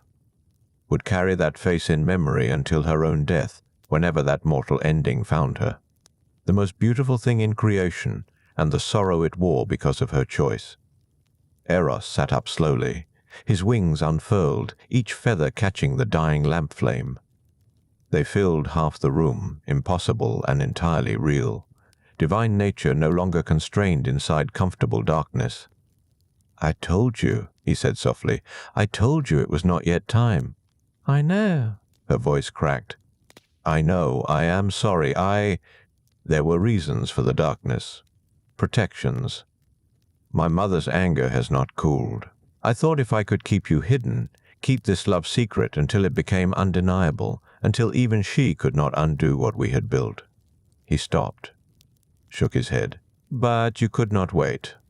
Could not trust your mother." Psyche's mind stumbled over the word Aphrodite, yes. Who sees mortal beauty praised and feels her temples emptied. Who sent me to make you love the lowest of men, to punish your face with a wretched match. But he stood, and his height seemed to fill the chamber. I saw you and could not. The arrow meant for your heart pierced my own instead. Foolish. Reckless. I have toppled cities with less effort than it took to fall at your feet. The blade was still in her belt. She felt its weight like accusation. I did not know. My sisters said, your sisters. His laugh held no humor. Who saw your happiness and named it danger? Who placed weapons in your hands and called it love? Yes. I know what they said, but I also know what I told you. And you chose their counsel over mine. The truth of it settled like stones on her chest. No defense existed. No explanation could transform betrayal into anything else. She had been loved by a god, and she had answered it with doubt and a raised lamp. Eros moved toward the window. His wings brushed against the doorframe, feathers whispering secrets in languages older than Greek. Outside, the night waited. Stars scattered across darkness like seeds across fertile ground. I cannot stay. He did not look at her. The trust is broken. And without trust, even love becomes a cage we both would learn to hate. Please. She had never begged in her life, found herself doing it now, on her knees with broken glass cutting through her robe. Please, let me. There is nothing to let. He turned then, and his face showed that terrible divine beauty again. The kind that mortals built temples trying to capture, never understanding that beauty of this order could only exist in the gap between seeing and believing. You wanted truth. Here it is. I am Eros, son of Aphrodite, servant to desire and slaves to no mortal bonds. I broke my own nature trying to love you gently, trying to give you time to grow into understanding. But you would not wait. Would not trust that I had reasons for the boundaries I placed. His wings spread wider. The room filled with a scent of myrrh and something wilder, mountain air. Storm clouds, the clean, sharp smell of places where gods walked without mortal names to contain them. When you wake tomorrow, he said quietly, the palace will be gone. You will find yourself back in the mortal world. I release you from our marriage. From whatever promises the darkness made, you are free. I do not want freedom. The words tore from her throat. I want you. Please, I will do anything. Any penance, any task. Just tell me how to repair what I have broken. But he was already moving toward the window. Already becoming something other than the gentle husband who had held her in darkness and told her stories to ease her mortal fears. Wings caught moonlight and transformed it into silver waterfalls. Some things, Eros said, cannot be repaired, only mourned. Then he was gone. Through the window, into night sky that swallowed him like the sea accepts rain. Psyche ran to the opening, leaned out into air that smelled of nothing, saw nothing but stars in their ancient patterns, and the dark shape of wings growing smaller against the eastern horizon. Behind her, the palace began to fade. She felt it more than saw it, the walls growing thin as mist, the floor becoming uncertain beneath her feet. All the magic that had sustained this place, draining away like water through cupped hands. The world lurched, twisted. When it settled again, Psyche found herself on cold stone under open sky. The mountain crag where Zephyrus had first found her, where her marriage had begun in terror and gentle wind. Now she was alone, truly alone, with nothing but a torn robe, bare feet, and the memory of a face more beautiful than anything mortal eyes should witness. The stars wheeled overhead in their eternal dance. Somewhere among them, a god nursed his wounded heart and remembered the mortal woman who had loved him enough to. The mountain offered no comfort. Cold stone pressed against Psyche's palms where she knelt, feeling the world tilt and settle into this new terrible shape. Her wedding veils, once pristine white, now hung in tatters around her shoulders. The night air carried the scent of wild thyme and distant grain. She did not weep. Grief this large had no outlet through tears. It simply existed, a weight that made breathing an act of will. Dawn came slowly, as if reluctant to witness what daylight would reveal.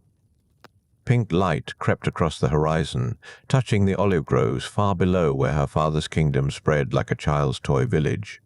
From this height, she could see the temple where she had prayed as a girl, the harbor where ships arrived carrying silk and amber, the palace roof where she had once believed beauty was a gift rather than a curse. All of it looked small now, distant, a life that belonged to someone else. When the sun finally cleared the mountains, Psyche stood. Her legs trembled, unaccustomed to mortality's limitations after months of being attended by invisible hands. The palace had required nothing of her body. Now every movement reminded her that she was human, fragile, alone. She began walking, not toward home, for she could not return there wrapped in shame and failure. Not toward any destination she could name, simply away, because staying still on this rock would mean accepting that the story ended here. And something in her chest refused that ending. The path down the mountain was steep, lined with scrub brush and loose stones that skittered beneath her feet. She fell twice, rose twice, kept moving. By midday, her feet bled inside the delicate slippers that had been made for walking on enchanted marble, not mortal earth. She removed them, left them beside the path like offerings to a journey that demanded everything. Barefoot, she continued through countryside that grew gentler as elevation decreased. Terraced fields appeared, their furrows neat and patient. Goats grazed on distant hillsides, their bells creating music that felt like memory. An old woman drawing water from a well looked up as Psyche passed, opened her mouth to speak, then closed it again. Perhaps sensing that this bedraggled girl walking alone required silence more than conversation. By evening, Psyche reached a village she did not recognize. Smoke rose from cooking fires. Children played in dusty streets, their laughter bright and careless. She watched them from the shadows, feeling the gap between their world and hers stretch wide as an ocean. A temple stood at the village center, small and weathered. Psyche did not know which god it honored until she stepped inside and saw the faded fresco on the wall. Demeter, goddess of the harvest, holding sheaves of wheat in capable hands. The temple was empty, quiet. Psyche sank onto the cool stone floor, letting the stillness settle around her like a blessing. Here, at least, she could rest. Here the questions that haunted her might grow quiet enough to bear. She must have slept, though she did not remember deciding to. When she woke, moonlight streamed through the temple's open door, painting silver patterns across worn flagstones. And she was not alone. A woman stood near the altar, arranging wilted flowers into fresh bouquets. She moved with the efficient grace of someone who had performed this task 10,000 times, who knew every corner of this sacred space. Gray hair fell in a long braid down her back. Her hands, though aged, remained steady. "You are awake." The woman did not turn. "Good. I thought perhaps you had died the way you lay there. But your breathing continued, so I let you be." Psyche sat up slowly. Her body ached in places she had not known could ache. "Forgive me." "I did not mean to intrude. Temples exist for those who need them." The woman finished with the flowers, turned at last. Her face was deeply lined, kind, holding the sort of wisdom that came only from enduring what could not be avoided. "Though we do not often see girls of your birth sleeping on our floors. Your robe, even torn, speaks of palace looms. Your hands have never touched a plough. There seemed little point in denying it. I am far from home. Most who sleep in temples are."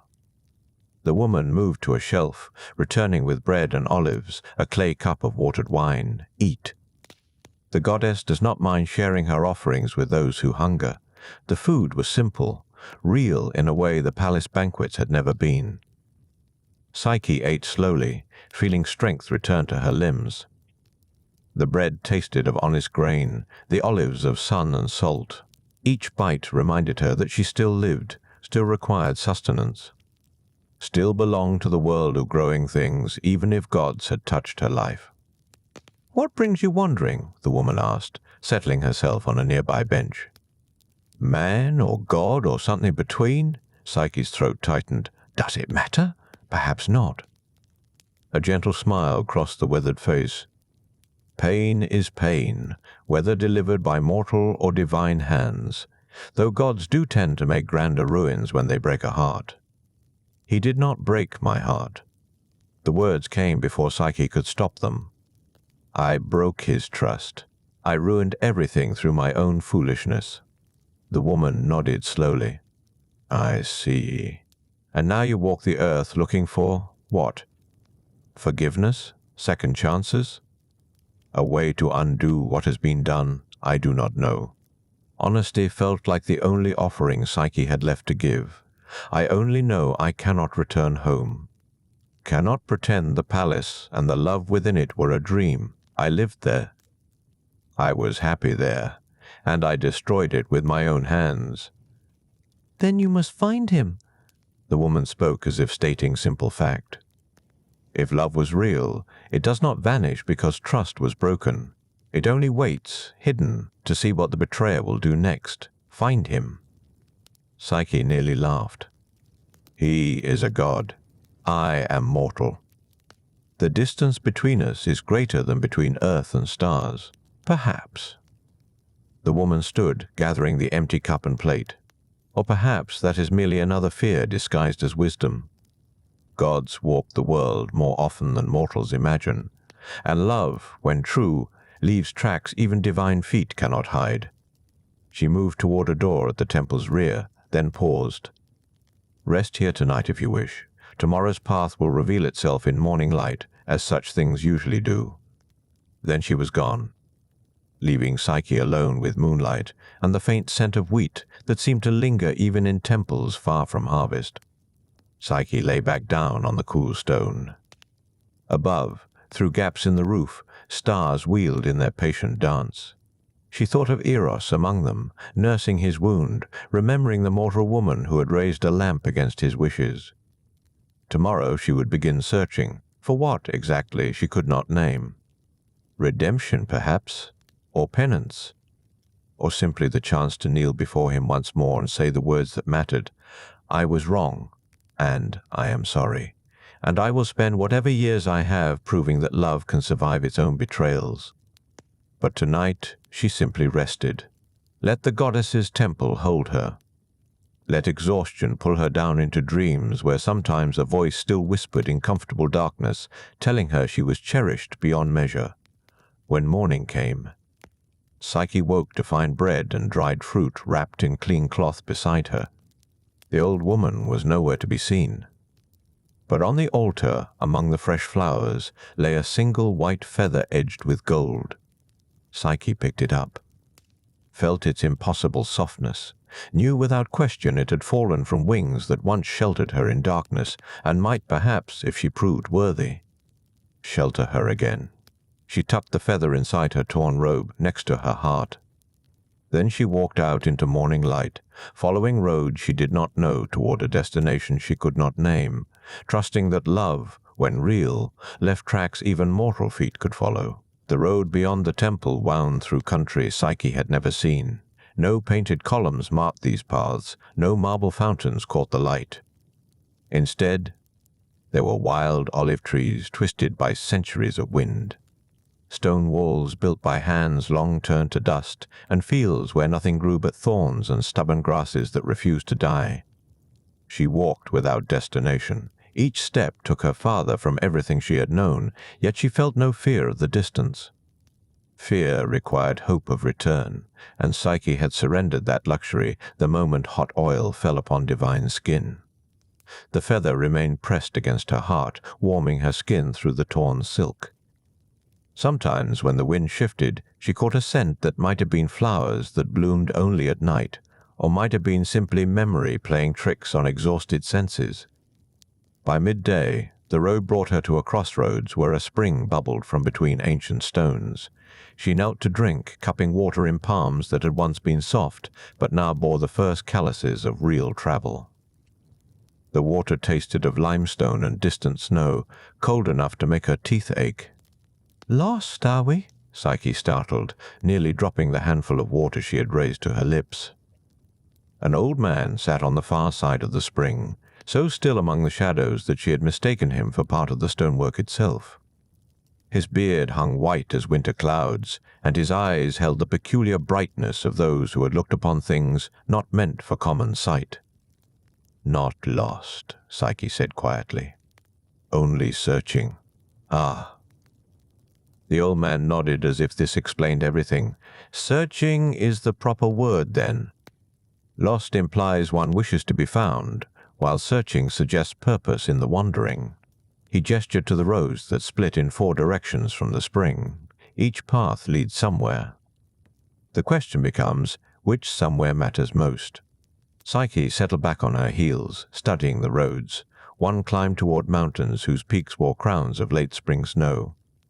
Another descended toward what might have been the sea, though distance made certainty impossible. The third curved through forest so dense that sunlight barely penetrated its canopy. The fourth continued through open country, straight and plain, offering no mystery, but also no obvious destination. "I seek a god," she said, surprising herself with the admission. "Though I do not know where gods go when they wish not to be found." The old man's eyes crinkled with something that might have been amusement or sorrow, or that strange mixture of both that only the very old could master. "Gods go everywhere and nowhere, child. They walk beside us wearing beggars' rags, or swim as fish in streams we drink from. The better question is not where to find them, but whether one is ready for the finding. I am ready." The words emerged with more certainty than Psyche felt. "Are you?" The old man stood, revealing himself taller than his seated posture had suggested. "Gods require more than mortal readiness. They require sacrifice, transformation, the willingness to become something other than what you were born to be." He moved to the spring's edge, drew from beneath his ragged cloak a handful of grain. Wheat, barley, millet, seeds she recognized and others she did not.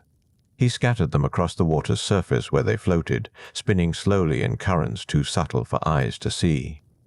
"Your god, the one you seek, has a mother," the old man said softly, "and mothers, whether mortal or divine, do not easily forgive those who harm their children."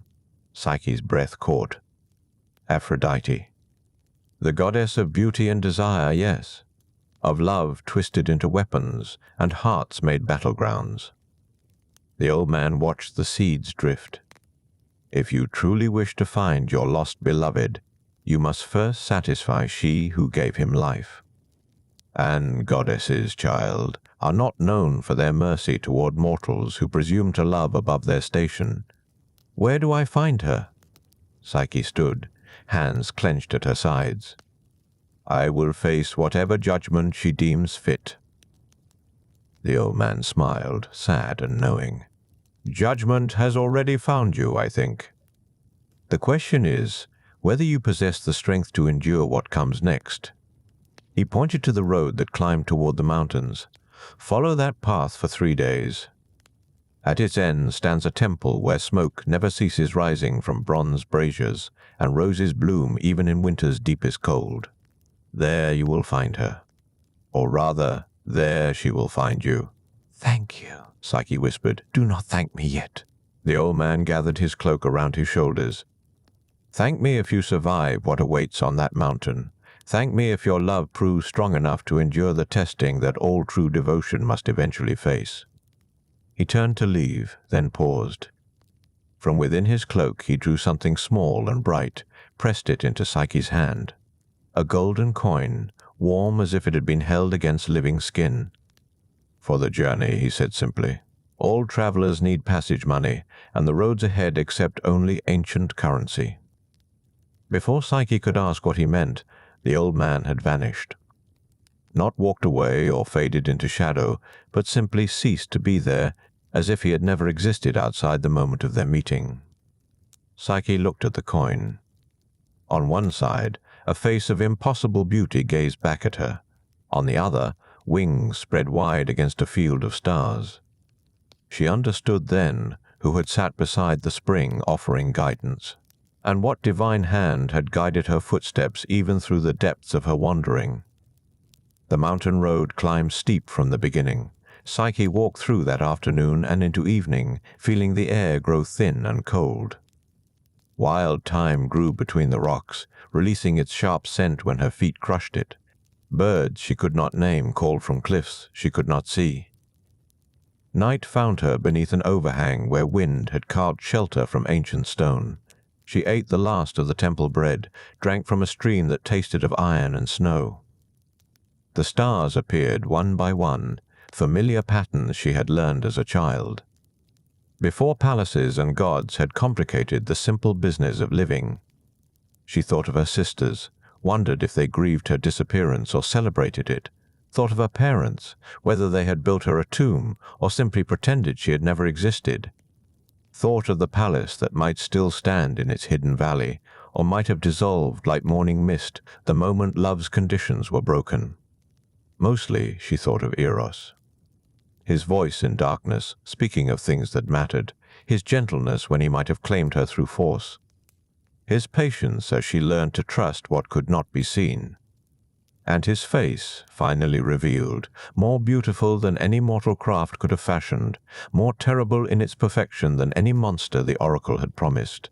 The oil had burned him.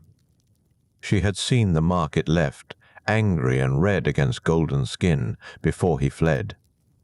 That wound lived now in her memory, proof that even gods could suffer, and that mortal foolishness could cause divine pain. Tomorrow she would reach the temple. Tomorrow she would kneel before beauty itself, and accept whatever punishment love's mother deemed appropriate. She would sort grain if asked, or weave sunlight into cloth, or count every star the night sky held. She would endure because enduring was all that remained, and because somewhere among the immortals a god nursed both his wound and his heartbreak, and perhaps, if she proved herself worthy, he might one day forgive the mortal woman who had loved him enough to ruin everything. Psyche pulled her torn robe tighter against the mountain cold. The white feather pressed warm against her skin, a reminder that wings had once sheltered her, and might again if faith could survive its own betrayal. Above, the stars wheeled on, patient and eternal. Below, the world slept in its ancient rhythms, and between earth and heaven, a mortal woman closed her eyes and dreamed of darkness made gentle by love, waiting for dawn to show her the next impossible thing she must accomplish. The path would reveal itself. It always did. And she would walk it, barefoot if necessary, until either her strength failed or the goddess granted her the chance to prove that souls, when tested, could shine as bright as any divine light. The dawn arrived cold and silver across the mountain peaks, touching stone and thorn with equal indifference. Psyche woke to find frost coating the rocks around her shelter, each crystal catching light like scattered diamonds. Her breath misted in the thin air. The stream beside her overhang had frozen at its edges, though the center still ran clear and bitter. She drank. The water numbed her lips and throat, tasting of minerals older than temples. Then she stood, feeling the stiffness in her legs from 3 days of climbing, and continued upward along the path that wound between cliffs of grey granite and wind-carved limestone. The mountain revealed itself slowly. Twisted pines clung to crevices where no soil should exist. Patches of snow lingered in shadows the sun never touched. Once she passed a cairn of stacked stones that might have been a wayfinder or a grave marker, and she offered a silent prayer to whichever god protected travelers. Though she suspected even divine protection had limits when one walked deliberately toward judgment. By mid-morning the path had narrowed to barely a handspan, with the mountain rising sheer on one side and falling away into unseen depths on the other. Psyche pressed herself against the rock face, moving sideways, her palms scraping against stone that felt somehow hostile to human touch. The wind pushed at her with invisible hands, testing her balance. And she remembered the gentleness with which Zephyrus had once carried her to the hidden palace. How different this journey felt without divine assistance smoothing the way. The feather against her heart pulsed with faint warmth. She focused on that sensation, letting it anchor her when the path grew most treacherous. It reminded her why she climbed, why her feet kept moving even as exhaustion settled into her bones like winter settling into earth. The sun had passed its zenith when the temple finally came into view. It stood on a plateau carved from the mountain's shoulder, surrounded by terraced gardens that defied the altitude and season. Bronze braziers burned along the colonnade, sending thin columns of smoke skyward in perfectly still lines, despite the wind that tore at everything else. And there, against all logic and nature, roses bloomed, their petals crimson and white and gold, filling the cold air with summer fragrance. Psyche stopped at the garden's edge, suddenly aware of how she must appear. Her robe hung in tatters, stained with road dust and mountain weather. Her feet were bare and calloused, her hands rough from gripping stone. Her hair, once carefully oiled and arranged by palace servants, now fell tangled around her shoulders like wild vines. She looked nothing like the girl mortals had once mistaken for a goddess. Perhaps that was fitting. Perhaps one had to be stripped down to essential elements before being remade into something new. The temple doors stood open. No priests attended them. No guards challenged her approach. She walked between the columns, her footsteps echoing against marble floors polished to mirror brightness. The interior stretched vast and empty, lit by no visible source, yet filled with clear golden light that seemed to emanate from the walls themselves. At the chamber's far end, a woman sat upon a throne carved from a single piece of rose quartz. She wore robes the color of sea foam and sunset, woven from threads too fine for mortal looms. Her hair cascaded in perfect waves, dark as deep water.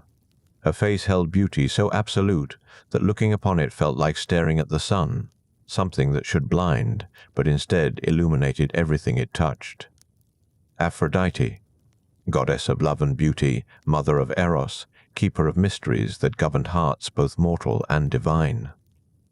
She regarded Psyche with eyes the color of Mediterranean summer, calm and depthless and dangerous as any ocean. Psyche knelt. The marble felt cold against her knees, but she welcomed the discomfort. It kept her grounded, reminded her that she existed in a body that could feel pain and therefore could also endure. You came. The goddess's voice carried the sound of waves against shore, of wind through summer gardens, of laughter and weeping blended into single music.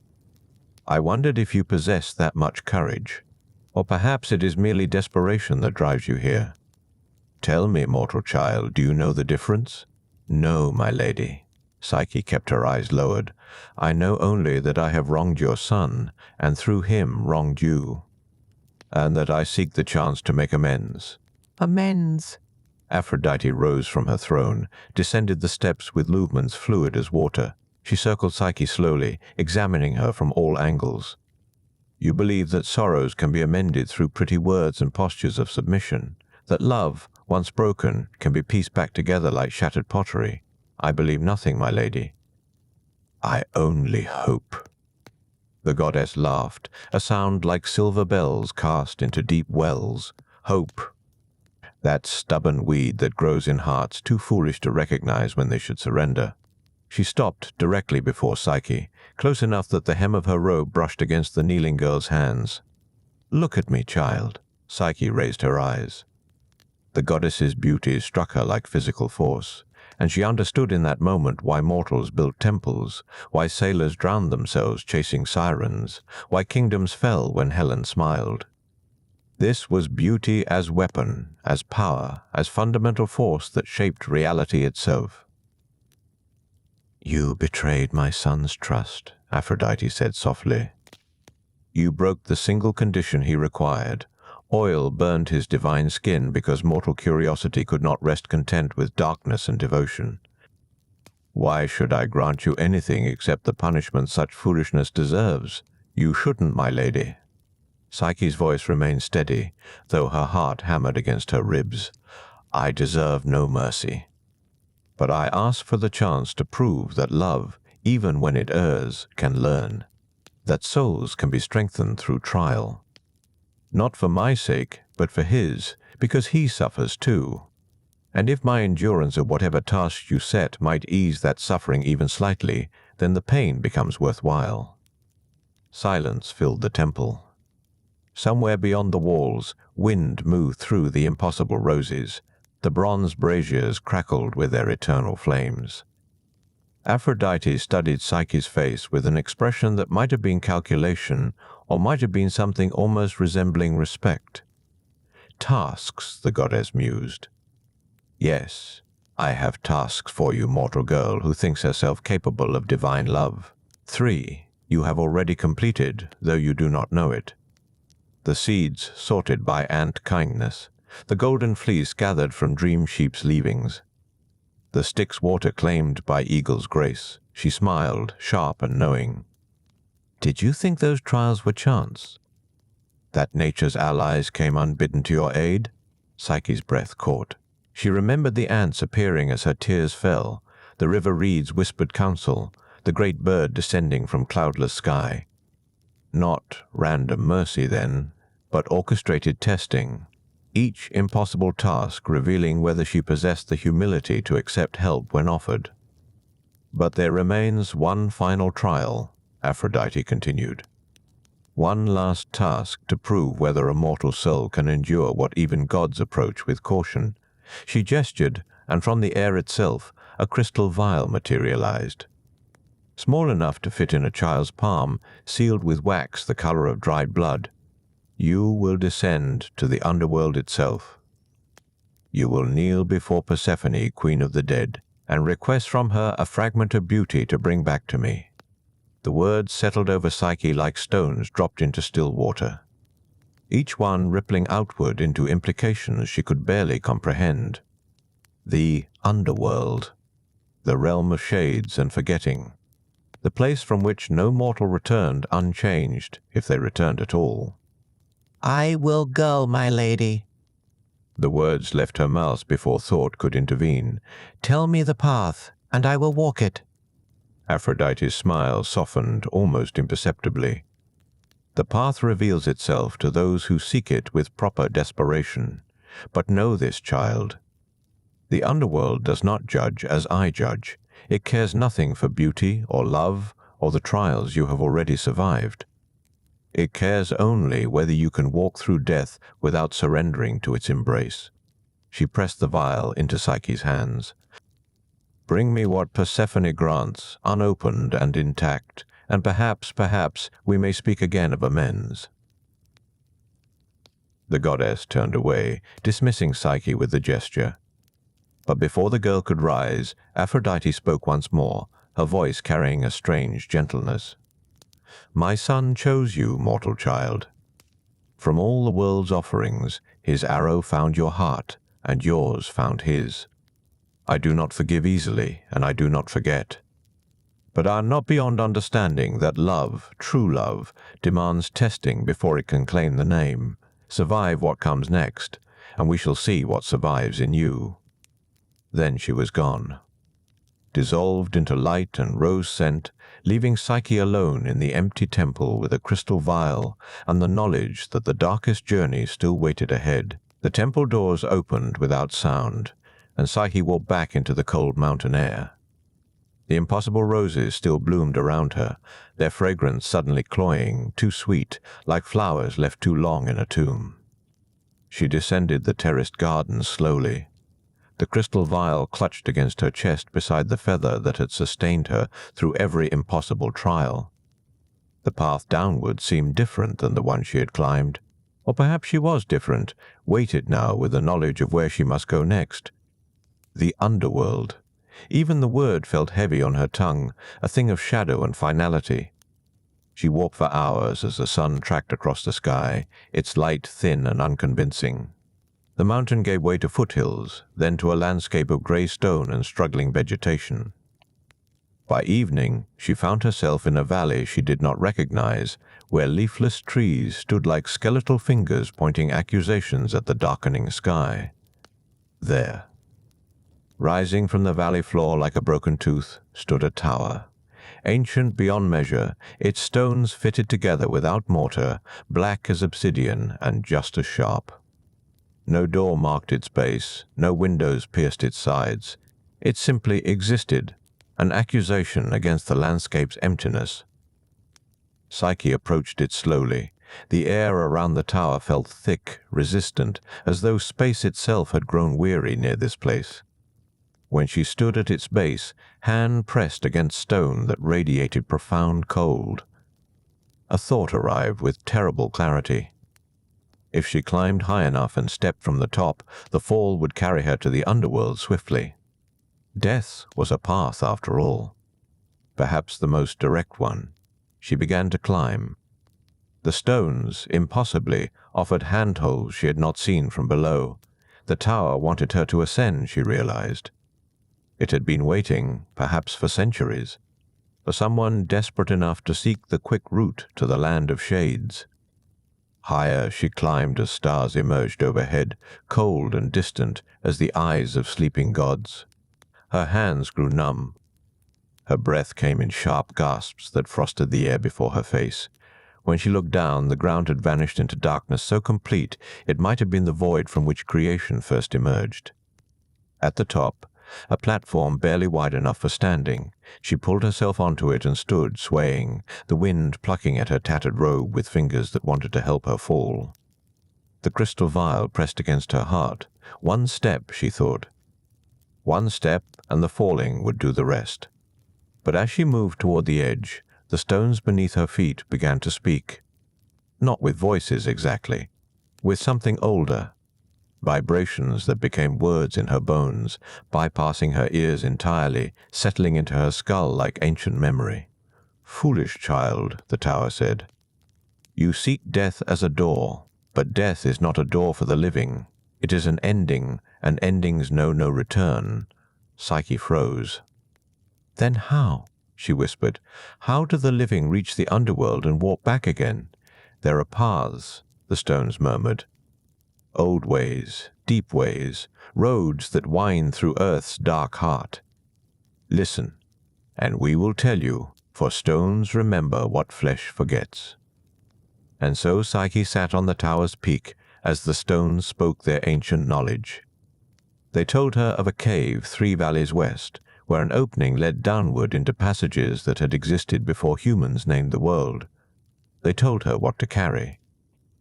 2 coins of silver for the ferryman Charon, who would pole her across the river Styx but demanded payment for the crossing. 2 cakes of barley honey for Cerberus, the 3-headed hound who guarded the gates of Hades, who would let her pass if properly appeased. "But hear this warning most carefully," the stones said. "You will meet souls along the way who beg for help, a lame donkey driver who pleads for aid, dead hands reaching from the Styx, crying for rescue, weavers at their looms who ask for assistance. You must refuse them all. You must walk past suffering without stopping, for compassion in the land of the dead becomes a chain that binds you there forever." Psyche listened, memorizing every word as though her life depended on it, which it did. "And Persephone?" she asked. "How do I approach the Queen of the Dead? With respect and empty hands," the stones replied. "Accept no seat she offers." Eat no food from her table. Request your gift politely and depart without lingering. The underworld is not cruel, but it is jealous of visitors, and it keeps what it can. When the stones fell silent, Psyche descended the tower carefully, gratefully. At its base, she found what had not been there before, 2 silver coins, their surfaces worn smooth by countless hands, and 2 small cakes wrapped in cloth, smelling of honey and ancient grain.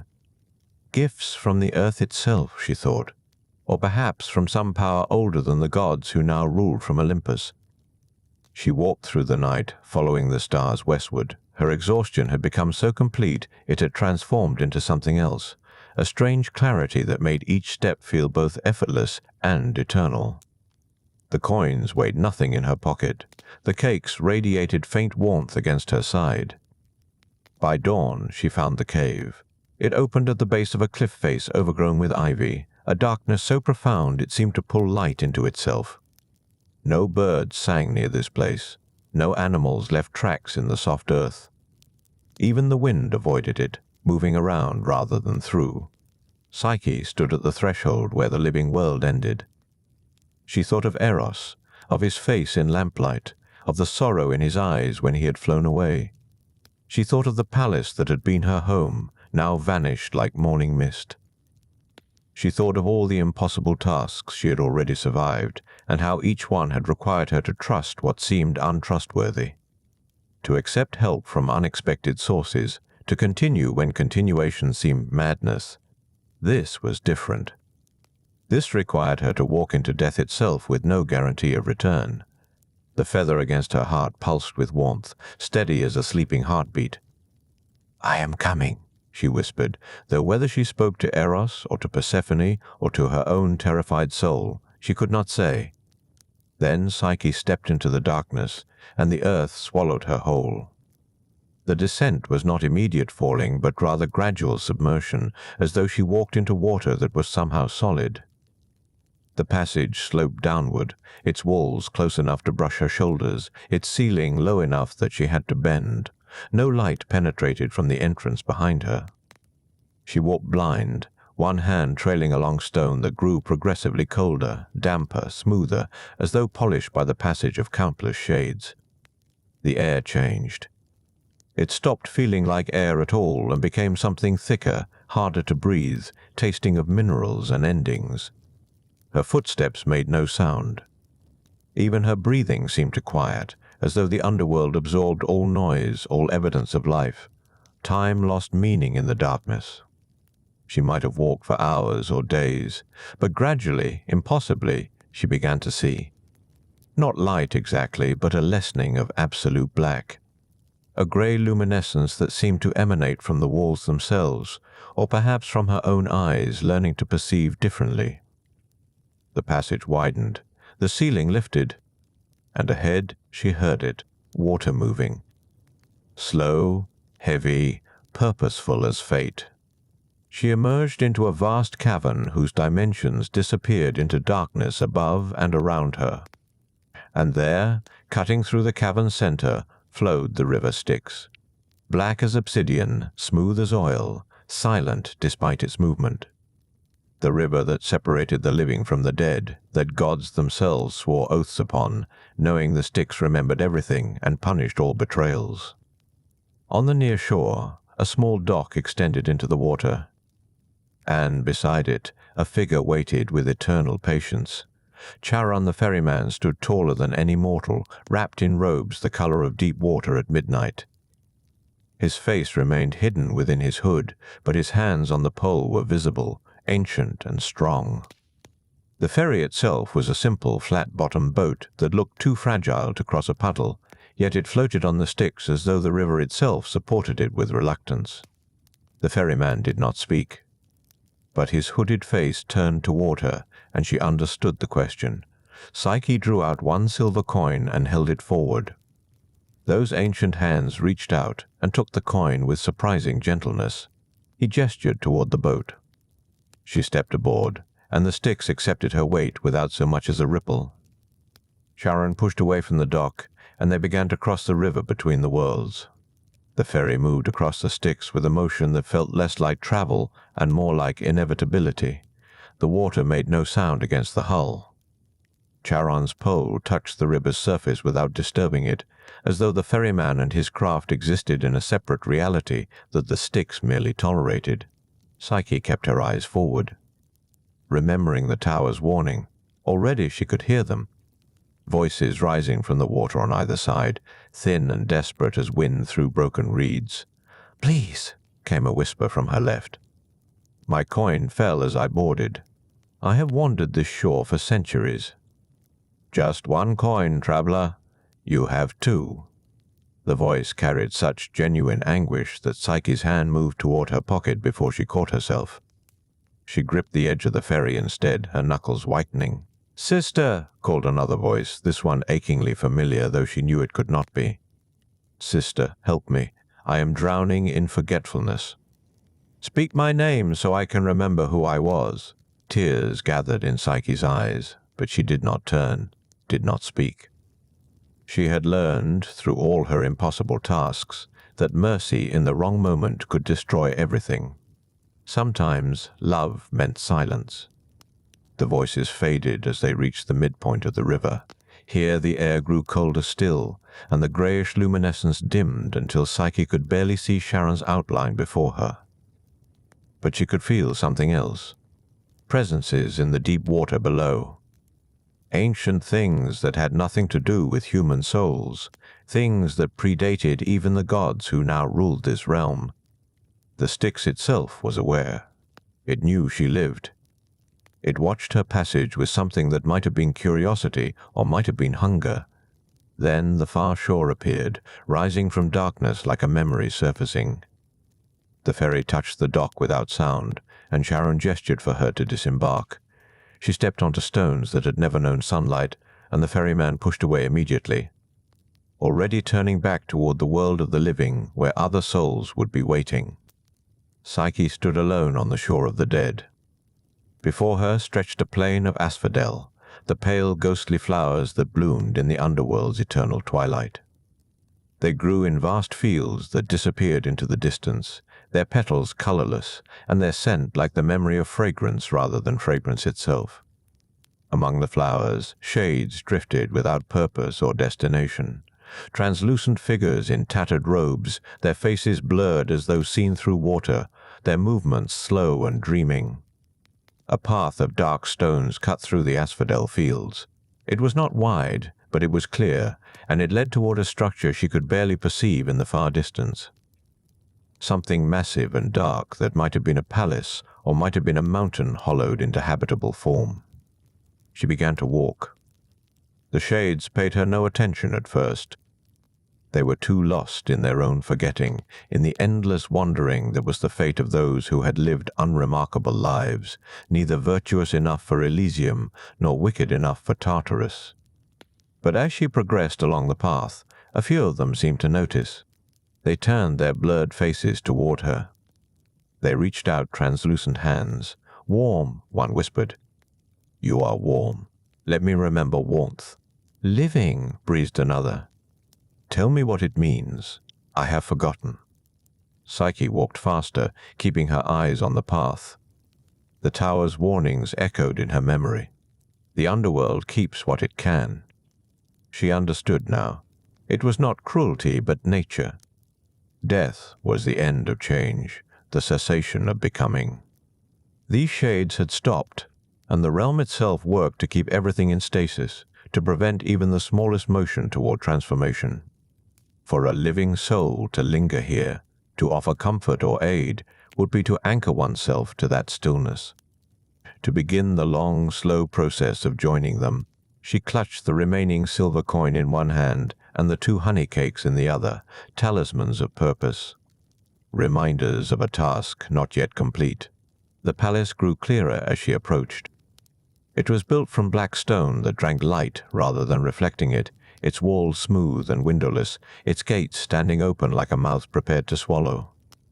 The architecture followed no style she recognized from the living world. The proportions felt wrong, the angles too sharp or too soft, as though the building existed in more dimensions than mortal eyes could properly perceive. Before the gates. Something stirred. Cerberus rose from where he had been lying, and Psyche's breath caught despite all her preparation. The three-headed hound was enormous, each head the size of a wine barrel, his shoulders level with her chest. His fur was black as the palace stone, and his eyes, all six of them, burned with a red glow that was the only warm color in this entire realm.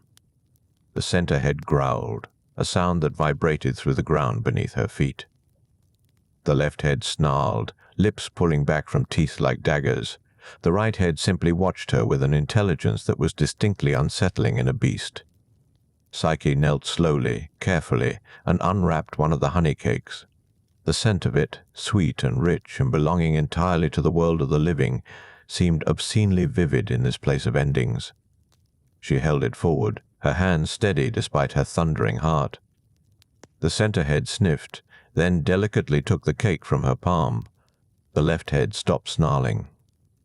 The right head's tail began to wag, just slightly, with a motion that seemed almost embarrassed. "Good boy," Psyche whispered, and before she could reconsider the madness of it, she reached out and scratched behind the right head's ear. The great hound leaned into her touch with a sigh that sounded remarkably similar to contentment. For a moment, standing at the gates of death itself, Psyche felt an unexpected kinship with this creature. He too was doing his duty. He too stood watch at an impossible threshold. He too, perhaps, grew lonely in his eternal task. She withdrew her hand gently and stood. Cerberus watched her with all six eyes, but made no move to prevent her passage. Psyche walked through the gates of Hades's palace, into the throne room of the underworld's queen. The hall stretched impossibly long, lit by torches whose flames burned silver white and cast no shadows. The floor was polished obsidian that reflected everything above it, creating the dizzying sensation of walking between two identical worlds. Columns of carved jet rose to support a ceiling lost in darkness. And at the far end, on twin thrones of black marble veined with gold, sat the rulers of this realm. Hades himself was a figure of austere dignity. His beard iron gray, his robes the color of deep earth. He did not look cruel. He looked tired, patient, and infinitely sad. The weight of judging all the dead across all of time showed in the lines around his eyes. But Psyche's attention fixed on the figure beside him. Persephone sat crowned in silver and wreathed in shadows. And she was beautiful in a way that had nothing to do with the beauty that had cursed Psyche's mortal life. This was the beauty of winter fields and bare branches, of truth without ornament, of endings that made way for beginnings. Her skin was pale as birch bark. Her eyes were dark as pomegranate seeds. Her expression held both sorrow and strength in equal measure. She looked at Psyche, and her lips curved in something that might have been a smile. "Welcome, child of the upper world," Persephone said, her voice soft as falling snow. "It has been long since one living walked these halls by choice." "Come closer. I would know what brings you here," Psyche remembered. "Accept no seat. Eat no food. Be polite and brief. And above all, remember that this queen understood something of stolen love and impossible choices." She walked forward and knelt before the twin thrones, her movements graceful despite her exhaustion. "Great queen," she said quietly, "I come seeking a gift on behalf of Aphrodite, goddess of beauty. She has asked for a small portion of your beauty to be placed in this box, if you would be gracious enough to grant it." Persephone's dark eyes studied her for a long moment. Then she rose from her throne in a rustle of midnight silk. "I know of you, Psyche," the queen said, descending the steps. "Your story reaches even here, the mortal who loved a god, the soul who descended to death for the sake of that love. And there, deep within Olympus' dreams, those of you listening might find comfort knowing that such stories persist. For if this gentle tale brought you peace tonight, you might return for more such journeys, perhaps with a small offering of a like or subscription, as ancient travelers once left flowers at shrines they passed. These myths wait patiently for all who seek them, ready to ease you into dreams as soft as asphodel fields and as warm as remembered love. Persephone held out her hand, and the box Aphrodite had given, Psyche appeared in it, drawn by some invisible summons. "I will give you what you ask," the queen said softly, "but hear me well. Do not open this box before you return it to Aphrodite. What it contains is not meant for mortal eyes or mortal need." Her gaze held warning and compassion both. Psyche bowed her head. "I understand, my lady. I will not open it." Persephone placed the sealed box in Psyche's hands. It felt warm, almost alive, pulsing with contained power. "Go swiftly," the queen said, "and know that I wish you well, child. Love tested by death is the truest love of all." Psyche backed away from the throne, bowing once more. She did not run, but she did not linger either. Through the hall of silver flame she walked, out past Cerberus, who received his second honey cake with gentle satisfaction, across the asphodel fields where the shades still wandered dreaming. At the river, Charon waited as though he had never left. She gave him her second coin. The ferry carried her across the Styx without incident. The passage upward through stone seemed shorter somehow, or perhaps hope made the journey lighter. When Psyche emerged from the cave into pre-dawn light, the box clutched against her chest, she almost wept with relief. The stars were fading.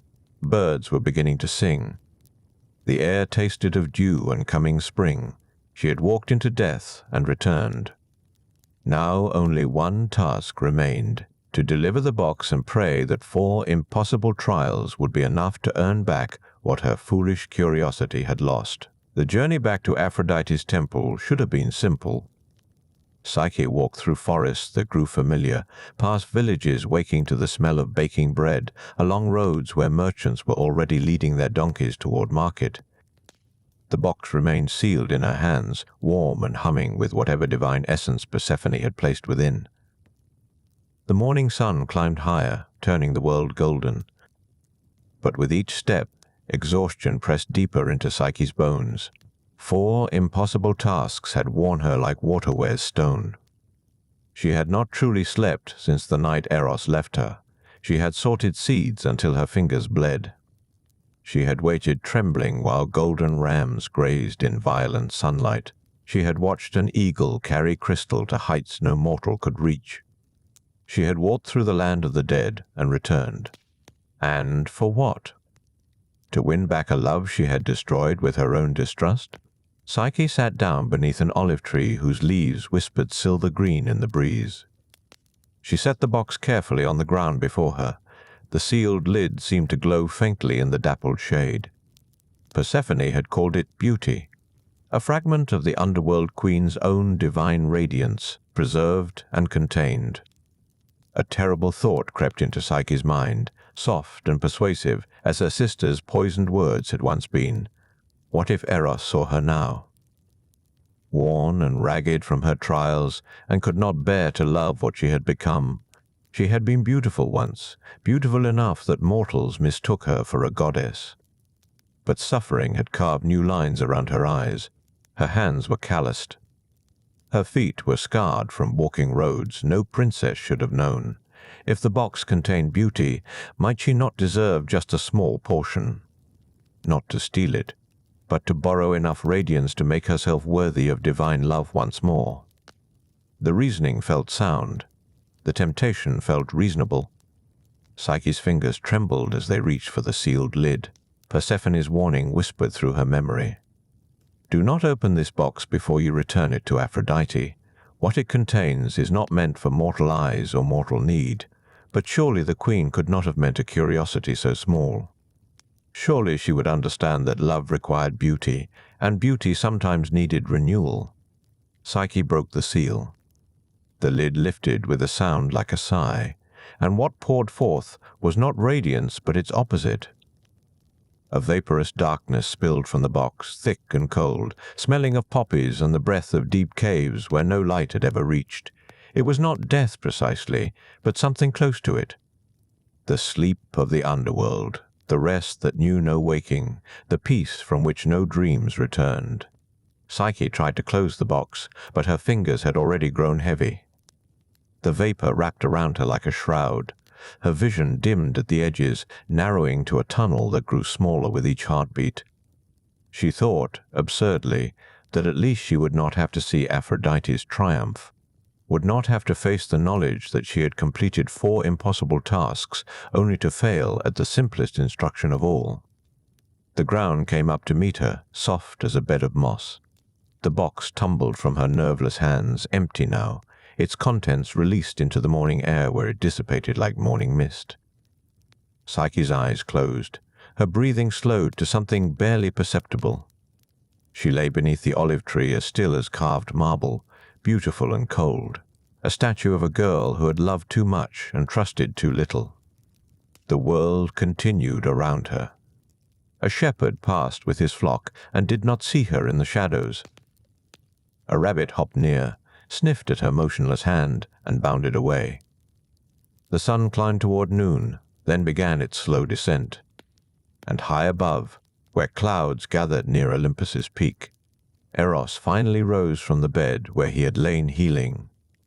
The burn on his shoulder had faded to a silver scar, but the wound in his heart had only deepened during his confinement.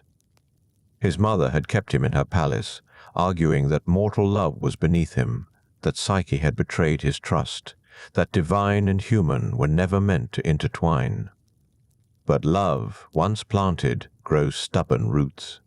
Eros spread his great white wings and left Olympus without asking permission. He flew down through layers of cloud and sunlight, searching with senses older than sight. He could feel love wherever it existed, a golden thread that connected souls across any distance. And Psyche's thread, which had grown so bright during their nights together in darkness, now pulsed weak and fading.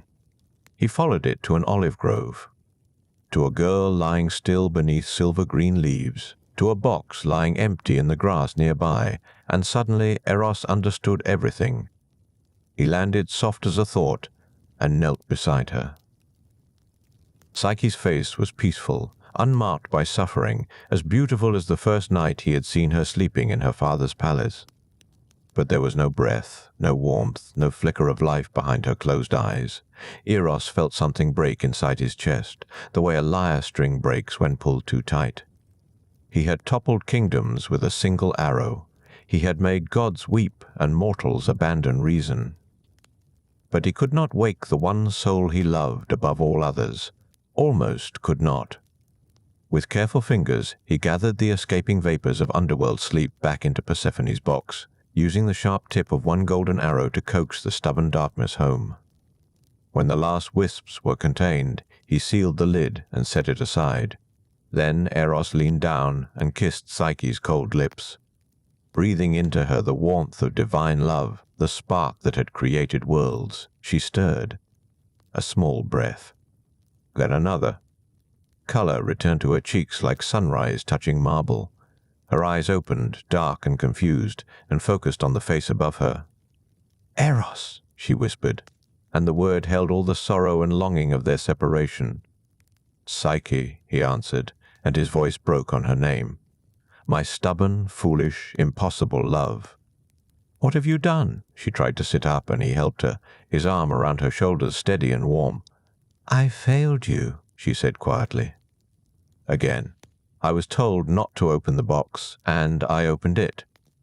"I am sorry. I am always sorry." Eros shook his head, and something that might have been laughter or tears caught in his throat. "You descended to the land of the dead for me. You faced my mother's wrath and impossible tasks. You have proven your love in ways that shame my doubt." He helped her to her feet, though she swayed against him.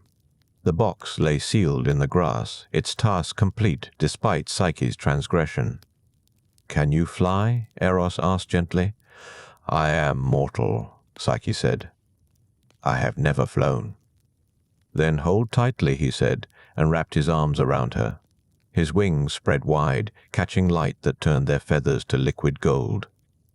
We are going to Olympus, and this time we go together. They rose into the air like a prayer ascending, and Psyche gasped as the ground fell away beneath them. She had been carried before by Zephyrus, cradled in wind that smelled of distant orchards. But this was different. Eros held her against his chest, one arm secure around her waist, and she could feel his heartbeat steady and strong through the thin fabric of her worn dress. The olive grove became a pattern of silver and green below them. The mountains unfolded like a rumpled blanket, their peaks touched with late afternoon gold. They climbed higher, and the air grew thin and cold, but Eros radiated warmth like a small sun. "Where are we going?" Psyche asked, though she already knew. "To ask a favor," Eros said, "from the king of gods himself." Olympus appeared through layers of cloud, not built so much as existing, as if it had always been there and would always remain. The palace rose in pillars of white marble veined with gold, its roof open to the eternal sky.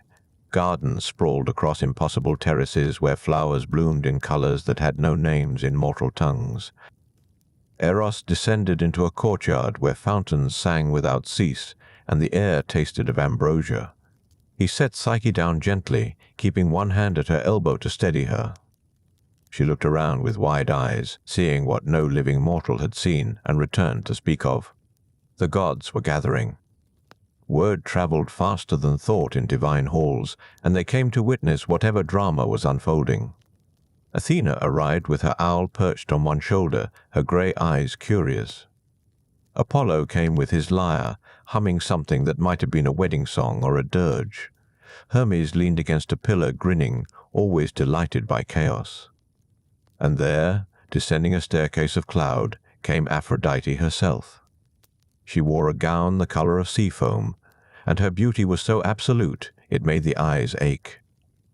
She saw her son holding a mortal girl's hand, and her expression shifted through surprise, annoyance, and finally something that might have been resignation. "Mother," Eros said, his voice steady, "I ask your blessing." Aphrodite studied Psyche for a long moment. The mortal girl did not flinch, though she must have wanted to. She stood straight, despite her exhaustion, despite the grass stains on her dress and the dust in her hair. "She opened the box," Aphrodite said quietly, after being explicitly warned. "She is human," Eros replied. "Humans fail. But they also persist. She has completed every task you set before her, mother. She has walked through death itself and returned. Is that not worthy of respect?" Before Aphrodite could answer, thunder rolled across the perfect sky. Zeus appeared on his throne as if he had been there all along, simply choosing to be noticed now. His beard was white as new snow, his eyes the color of storms, and when he spoke, even the fountains hushed to listen. "Eros, god of love, child of Aphrodite," Zeus said, and his voice carried the weight of absolute authority tempered by something warmer. "You come before me with a mortal in your arms and petition in your eyes. Speak plainly. What do you ask?" Eros knelt, drawing Psyche down beside him. "Great Zeus, king of Olympus, lord of the sky," he said, "I ask that you grant Psyche immortality. Let her drink ambrosia and take her place among us. I have loved this woman through darkness and doubt, and I would love her through eternity if you permit it." Zeus leaned forward, studying Psyche with eyes that had witnessed the birth of the world. "Child," he said, not unkindly, "do you understand what is being asked? Immortality is not a gift without cost. You will watch ages turn. You will see everything you knew fade into myth. You will never again be simply human." Psyche's voice, when she spoke, was soft but clear. "I have already lost my human life, Lord Zeus. I was given to a monster on a mountain and found a husband instead. I lived in darkness and learned to love what I could not see. I have been betrayed by sisters and tested by gods. Whatever I was before, I am no longer. If I can be with Eros, I will bear the cost gladly." A smile touched the corner of Zeus's mouth. He gestured, and Hebe, the cupbearer of the gods, appeared carrying a golden chalice that held liquid like captured starlight. She offered it to Psyche with a small bow. "Drink," Zeus said, "and become." Psyche took the cup in both hands. She looked once at Eros, who nodded, his eyes bright with something that might have been tears if gods could weep. Then she raised the chalice to her lips and drank deeply. The ambrosia tasted like honey and lightning, and the first breath of spring. It burned and soothed simultaneously, rushing through her veins like fire made gentle. Psyche felt her mortal body begin to change, cells transforming, mortality loosening its grip. The exhaustion of 4 impossible tasks lifted away like morning fog. The scars on her feet from walking the earth faded to nothing. She grew lighter, brighter, more solid and more ethereal all at once. When she lowered the cup, empty now, she was no longer entirely mortal. She stood taller, her skin luminous, her eyes holding depths they had not possessed before. She was Psyche still, but Psyche transformed, Psyche eternal. Eros took her hands, and the smile on his face could have lit the darkest corner of Tartarus. "Now," he said, "we may be wed properly." The wedding that followed was small by divine standards, which meant only every god and spirit in creation attended. The muses sang harmonies that made the stars slow in their courses. The Graces danced, their movements writing poetry in the air. Apollo played his lyre, and even Aphrodite, watching her son's joy, allowed herself to smile. Zeus himself presided, speaking words older than temples about the binding of souls and the permanence of love freely chosen.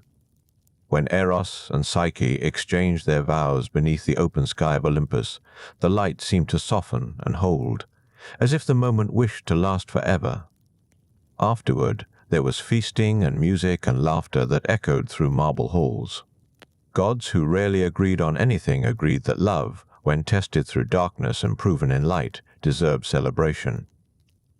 Even Hades and Persephone attended, risen from their shadowed kingdom, and the queen of the underworld embraced Psyche warmly, 2 women who understood what it meant to cross between worlds for love. In time, Psyche would bear a daughter named Hedone, whose very name meant pleasure, and whose laughter would bring joy even to the stern halls of Olympus. But that night she simply stood beside her husband, her hand in his, and watched the gods dance beneath eternal stars. The story of Eros and Psyche would be told and retold through centuries. Mortals would whisper it in the dark, finding comfort in the knowledge that the soul, when it loves truly and endures patiently, might touch something divine. That beauty alone was never enough, but beauty paired with courage, with persistence, with the willingness to descend into darkness and return, could transform the mortal into the eternal. Perhaps you found similar comfort in this tale tonight, drifting through these ancient halls where love proved stronger than jealousy, where the soul earned its wings. If these peaceful journeys through Greek mythology bring you rest, you might return to Olympus Dreams, where more such stories wait like patient friends. And perhaps leave a small token, a like or subscription, the way travelers once left offerings at roadside shrines for safe passage through the night. And so the tale concludes, where all true myths must, not with an ending, but with a beginning, as Eros and Psyche. Love and soul, entwined forever, remind us that the greatest transformations come not from the gods' gifts, but from our own stubborn choice to love completely. Even when the darkness seems absolute, even when the journey demands everything, even when we cannot see the face of what we hold most dear.